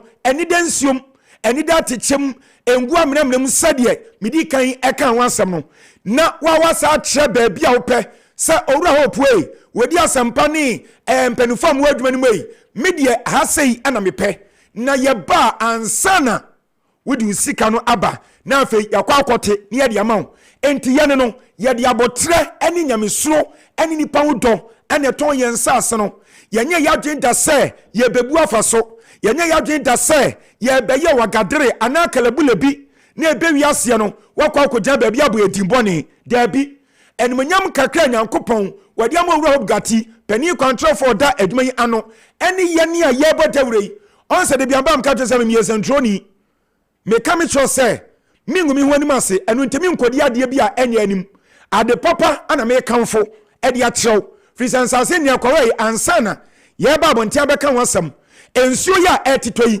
me ka tro pise baby asa wo pasase papa ensuo ntata wonu ensuo to a ehawa eye tropoli nsase eye tropoli ensase enu nti ana kotuka international airport ani yada na Accra international airport no emu mpanufo edimrika akọ ye nchen ewo imasco baby ensase ne wono tropoli wo wonu makọ akoto nsase kese ede ato a enche biada won ba besi new airport city ewo ho afi reverend Sam Kwanchanka sopani eni roman asofo no wonu nyina akoto nsase ne bi ewo ho ya emponom wobedi kan duru ye ne nsase ne so ansa no watra no akọ reverend Sam Kwanchanka eni roman asofo no eni amanfo bi a wonu masi adan awo ye nsase no achi de mpese mkato si ye nsase no eye papa enunti ana nipa bi medikan akoto bepem enne so many years ebinim kwadi kan akoto onom ebro 33 years ayene yaton ensase ede ama amanfo enunti ana meba ha nansane no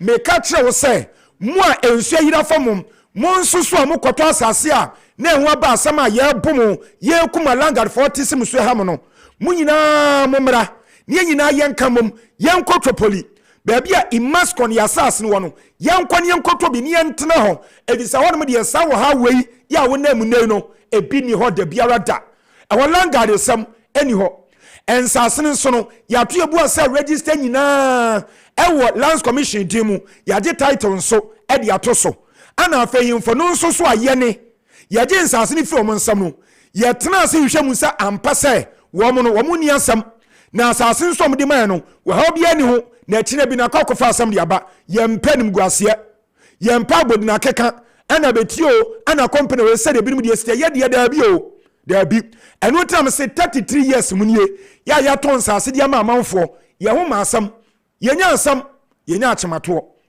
eno nti ye kasa ye de ensase ye bo pan kasa imaskon estate Ghana limited ye ne eni adwumaku a ye ton sase papa eno ntemi sramu de momra e ma me nkasa mre brabe kan ho ne eni enkoto asase pa numbers no nie eye 0553 840 646 0553 840 646 and 0553 838 730 0553 838 730 and 0209 155 437 0209 155 437 Immense Connected Ghana Limited. Your numbers in here, Abusia, Yansas, yes, one plot no, Yan Fanny Wabodin da. brabefa no 20,000 Ghana cedis 20,000 Ghana cedis onse promotion wo do ayaye no na bi 32,000 na bi 30,000 bi square na 28,000 enso yesi wei bra na befa no 20,000 asase papa edaye ya wa hawo ni ho ya edida kwan ho why na di we be ma 20,000 eji say mascon ni nyina nse ya dwene ho nti ye pese ofiri wa hawo a onamu enu nti ane ye we di amawo afei mi ka bia wo de wo se usika no enso 1 plot 20,000 no na mum half plot ena ebeso a ye se eno nso akwanya wo ho bra be fa no 10,000 Ghana cedis 10,000 Ghana cedis na wenyina echi no makato se yensas no ye di ka due so ya ye de ma wo yensas no anuapudio wo so enti ye so to anu aduanu na fa ye nti se binom ye o mo di anu no mpia kogu baabi no me beto ansase percent ya ma wo wi a no ase atwa no ho aba beto anu ya ma wo ye nye sa ye se beto asase no anu na wo so no ye di chew di nefa ye be san chew ensuo ya de be si udan wo di hyase komiso be wie dan no kra enti die ne nya obio abusia bra na beto bi wate fi se ensuo ni nkane a betra wadi bedi djuma no ni nyina bi e wo no mo data yesiesie wo kama se wo pass asene bi ye da kwan na wo de bia warehouse wo de see fitting shop eye shopping mall ana market wo de mami ja abobo na mi nka ne se adwuma bia da pese bia no yensas no e available gu kwan ya wo ba wo nsa betuma akabi na apart from adoye sonko a ye de ma sensas ya teso no hwei imascon yellow card enu nso nie aseche ne se building material biada ye de sidan de hyase akopim de wie no ni nyina imascon for ye obi a ye to na boofom na emom se wo san to free ye nchane a ebia ne bo no ye bete so 10% 10% esa de account ho se de be ya eni we be contentem de amount no watimi esu dan ama ho ato eye 0553 840 646 0553 840 646 and 0553 838 730 0553 838 730 and 0209 155 437 0209 155 437 yensas no eno ani ye show e wo TV so edi chewe ye ni atronti ani ye we edi a show ensas no wo tropoli e wo tema ani dowenya kwan so wo tratama kakra bi a dowenya ana wo animi wo du dowenya Central University e woni fa Sagleme affordable housing ya sending any green city no eno nso e wo bonkum so wo free one man 5 minutes per na wo do imascon baby a yensas ne ewo no ye ben na sanso ntianso ato odin green city ebusia emu obi na da obrabeto bi na bibia nko ye mo your office no ye was Spinters Road Community 18 Junction Spinters Road Community 18 Junction ye ni Allied Filling Station okwan so ene din hwe ani mo ye sa ben KFC baby a ye ton oduano no e ye 0553 840 646 and 0553 838 730 and 0209 155 437 Imascon Estate Ghana Limited we bonanza ebrena swan incentive abeshim netobi onyankopon wonshira bebre. All right, brother, sister also the Imascon and Jumedi Ebreben maminti on your scores. Yes, mera wa maminu mahama minu mahama e kasano or set record street when it comes to fuel and or say fuel AF4 and SN 2024 as at December. Kojo meno kasei transport fare as at December 2024 and na me kasei transfer fare no dia hin na ne boy den. So common sense say fuel boy fu SN samre ya sabre ya ye kasei ene abra na ye 2024 say ne kiye nyina ye hwehwa ne say transportation fare beba fam me ne wo kasa sesi ye Ghana Statistical Service e dia ba say transportation fare akonanim 9.5%.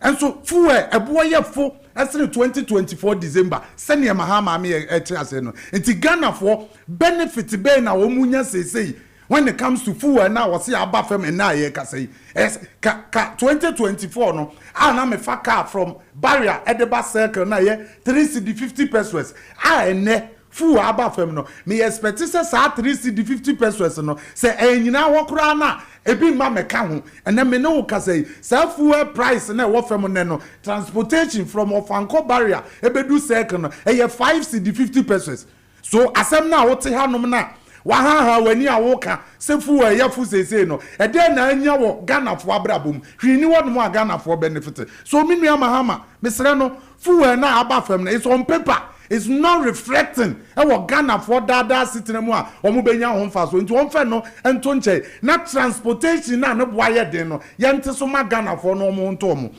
o say president no esese Kojo amama hu sesi as the president does not have any solution to this problem.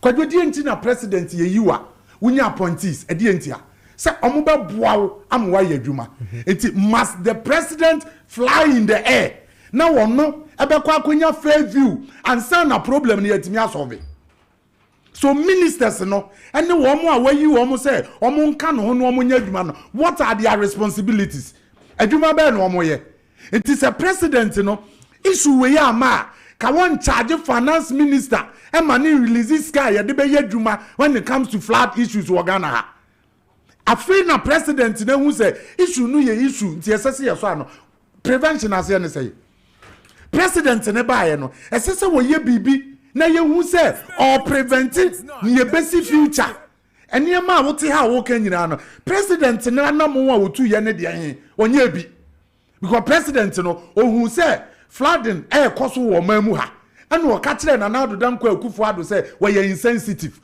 ni trimu oden then President John Dramani Mahama is the most insensitive person I have ever come across because say flooding see now ka kire Yewura Akufo-Addo say we are insensitive onyene Ghana for ho na President Akufo-Addo ankotena play mu amfa assess situation no na se wo faafam e ma yetu anamon Garrick project e ko so e ma yeti June July bia no na yeti gatters ya kesi wo mamu anyina no ni yetitim through Garrick project waba not in a single time na obehu say alajo kura no gatter na wo ho no President Mahama wo team on team and na wo kwa alajo nche ho no ma omo de ho no ma dan katre well and the cattle ye no alajo gata na no pe and obi anya kokuduro abebobuo and na wo ye nantwie wo efi na ba ni nyina no na wo mo adavi ni nyina de ko gata no ye bibi na prevent niema na ekoso na wo se situation na si and wakofa play nam wiem wo se chopper meboa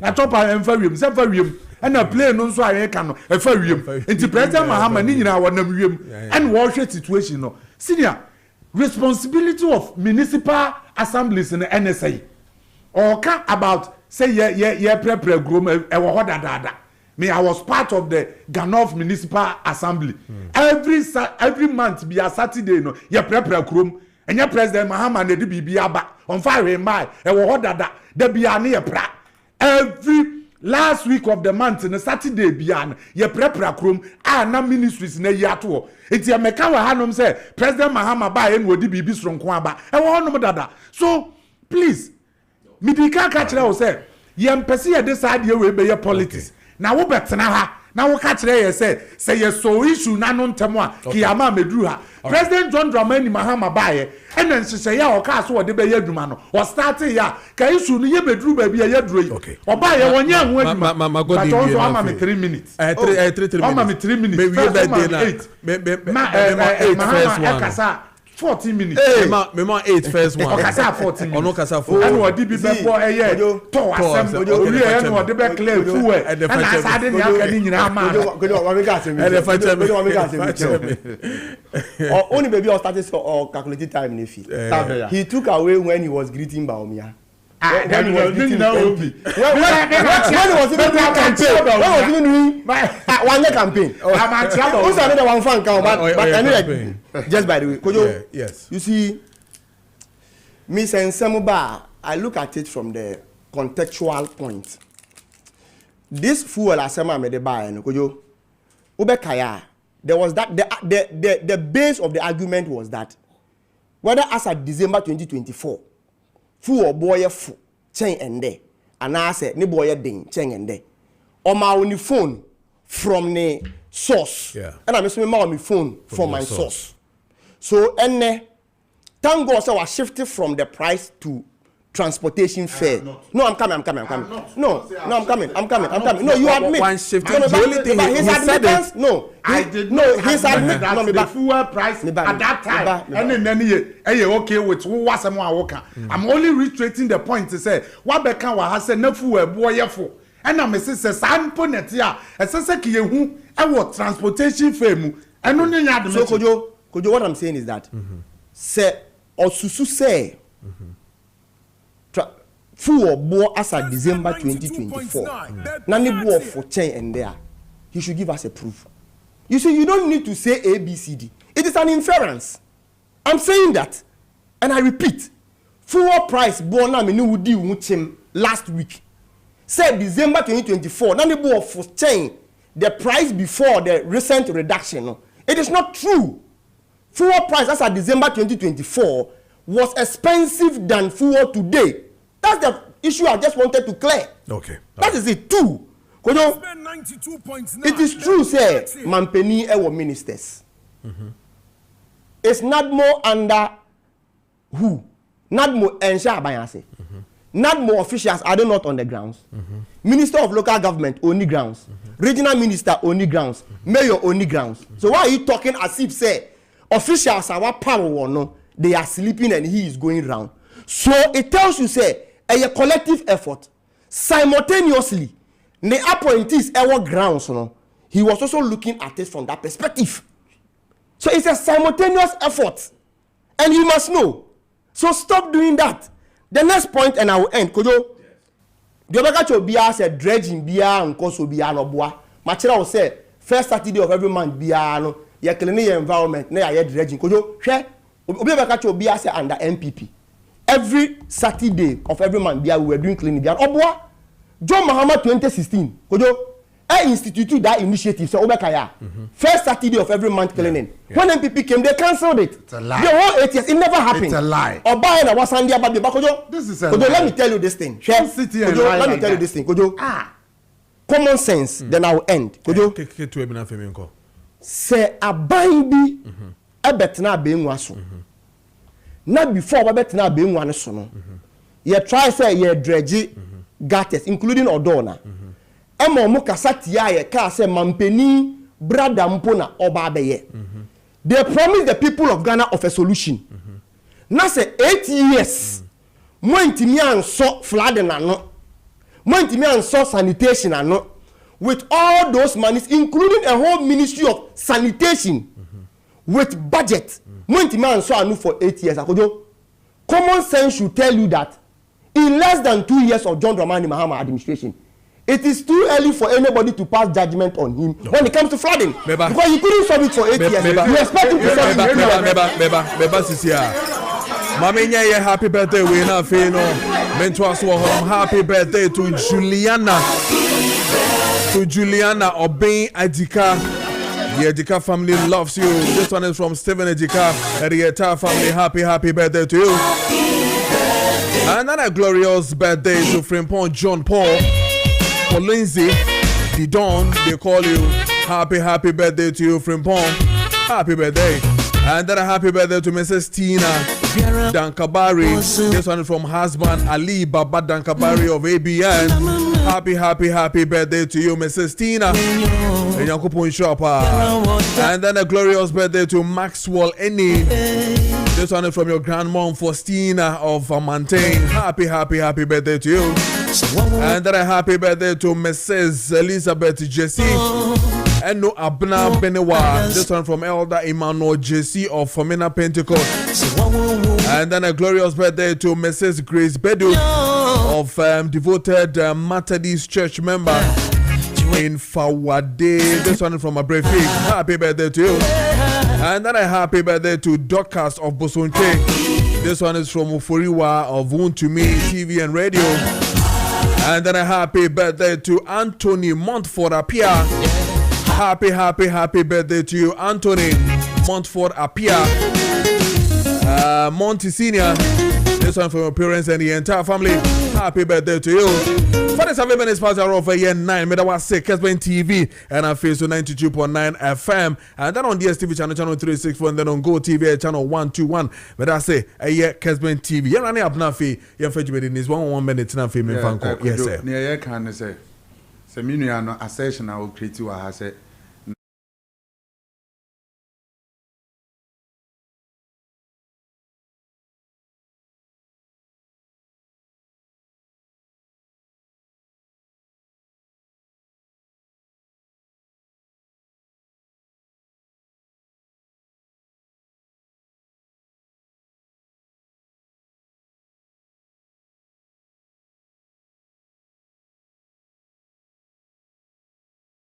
Oh please, if you don't know, say you don't know. Emetana ha say nye nokore. Eyade a na ekoso.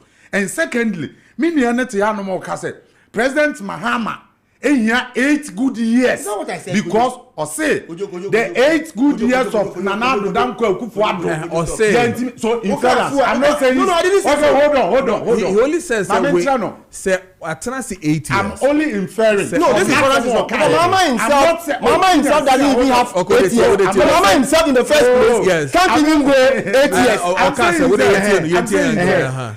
Menka asem no direct say ne meka na ona aka. Okay. By inference o ka kire ye say MPP to me solve 8 years one. 8 years. And solve this issue. They don't expect say John Dramani Mahama you president and the 2 years be solve. Inference no what does it mean?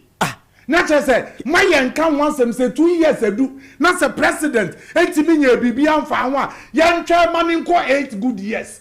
And son as a John Dramani Mahama, you are president. Why yet me can want them? This is very clueless.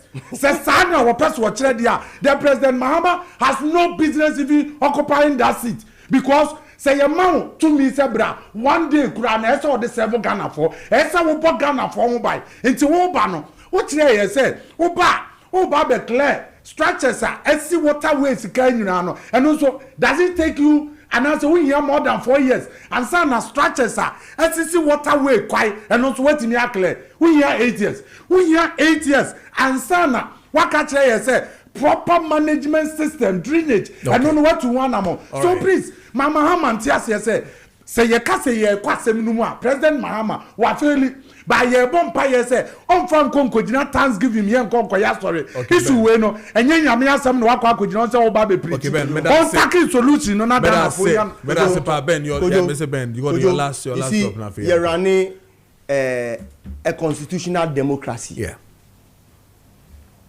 Party bia in the manifesto called bedroom and now go to say okotonga. Kojo, the 1992 constitution gives every president 4 years. So you can only pass a fair and conclusive judgment after the 4 years tenure of the president. Even under your 8 years, you under your 8 years, you unless Obibeti me appointed within MPP in our manifesto, public engagement, political platform. Say John Mahama can say me bar 1 year, meso sanitation and then we bet man measure with that timeline and I go to me boy. But until then, timeline the supreme law of the land Ediama Mampenin Bia say oh draw a manifesto draw within that timeline is the tenure of office. To end, let me tell you one thing. Kojo here, you na go school and yeah. So our classmates are in a classroom. Now, more class 4, more class 5, more exams we o classmates will failure ma what's na name.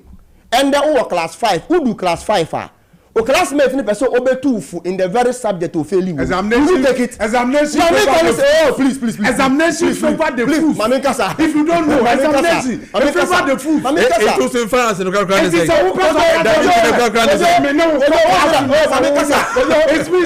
if you are examination can favor you. Once na no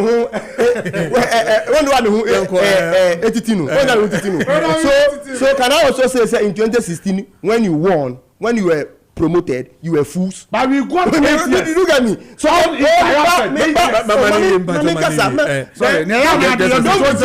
be jittering. No, I'm not at all. The ambassador can say yes.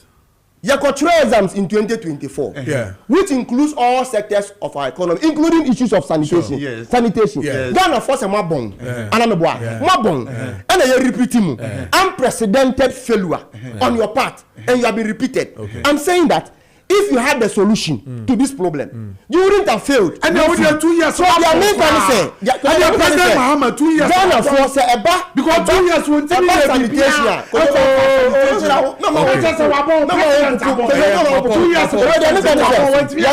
You see who much is given. It's young chama for much is expected. When I contrast the kind of under Garrett project, Gamma project, the Ministry of Sanitation, and all these things, yet they failed us. So they don't have it. They don't have solution. They should allow John Dramani Mahama. You are in power. But you are in power. If you still say Gary money, I come and deal with it. Don't come and throw your house.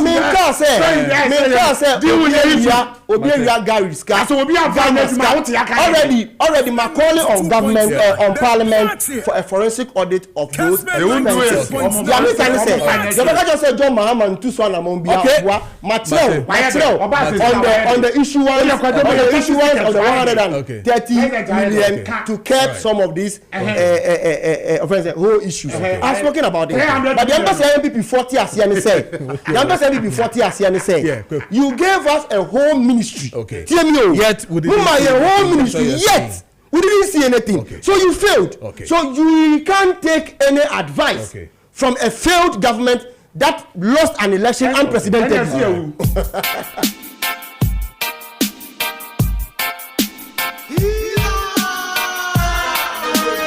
Drawing the curtains now this morning with my brothers Benjamin Asare and Officer Gordon Ayaba Medamunyina Meda production team that's led by the man himself Richard Apiasa Paul Fifi Addison and Officer technical on duty Amos Lai Johnny Abdullah and Officer Mama Kenya Medobi Biarase Derek Befi Medamunyina say we are back again tomorrow with a Friday class. We'll deal with all the major issues. Mejawa Meya, the CEO of sports. Jolaka. No, the year friend of midfield action at Twasama. It will be better as we need them and Sanso for Kojo Preko Dankwah. Have a wonderful morning.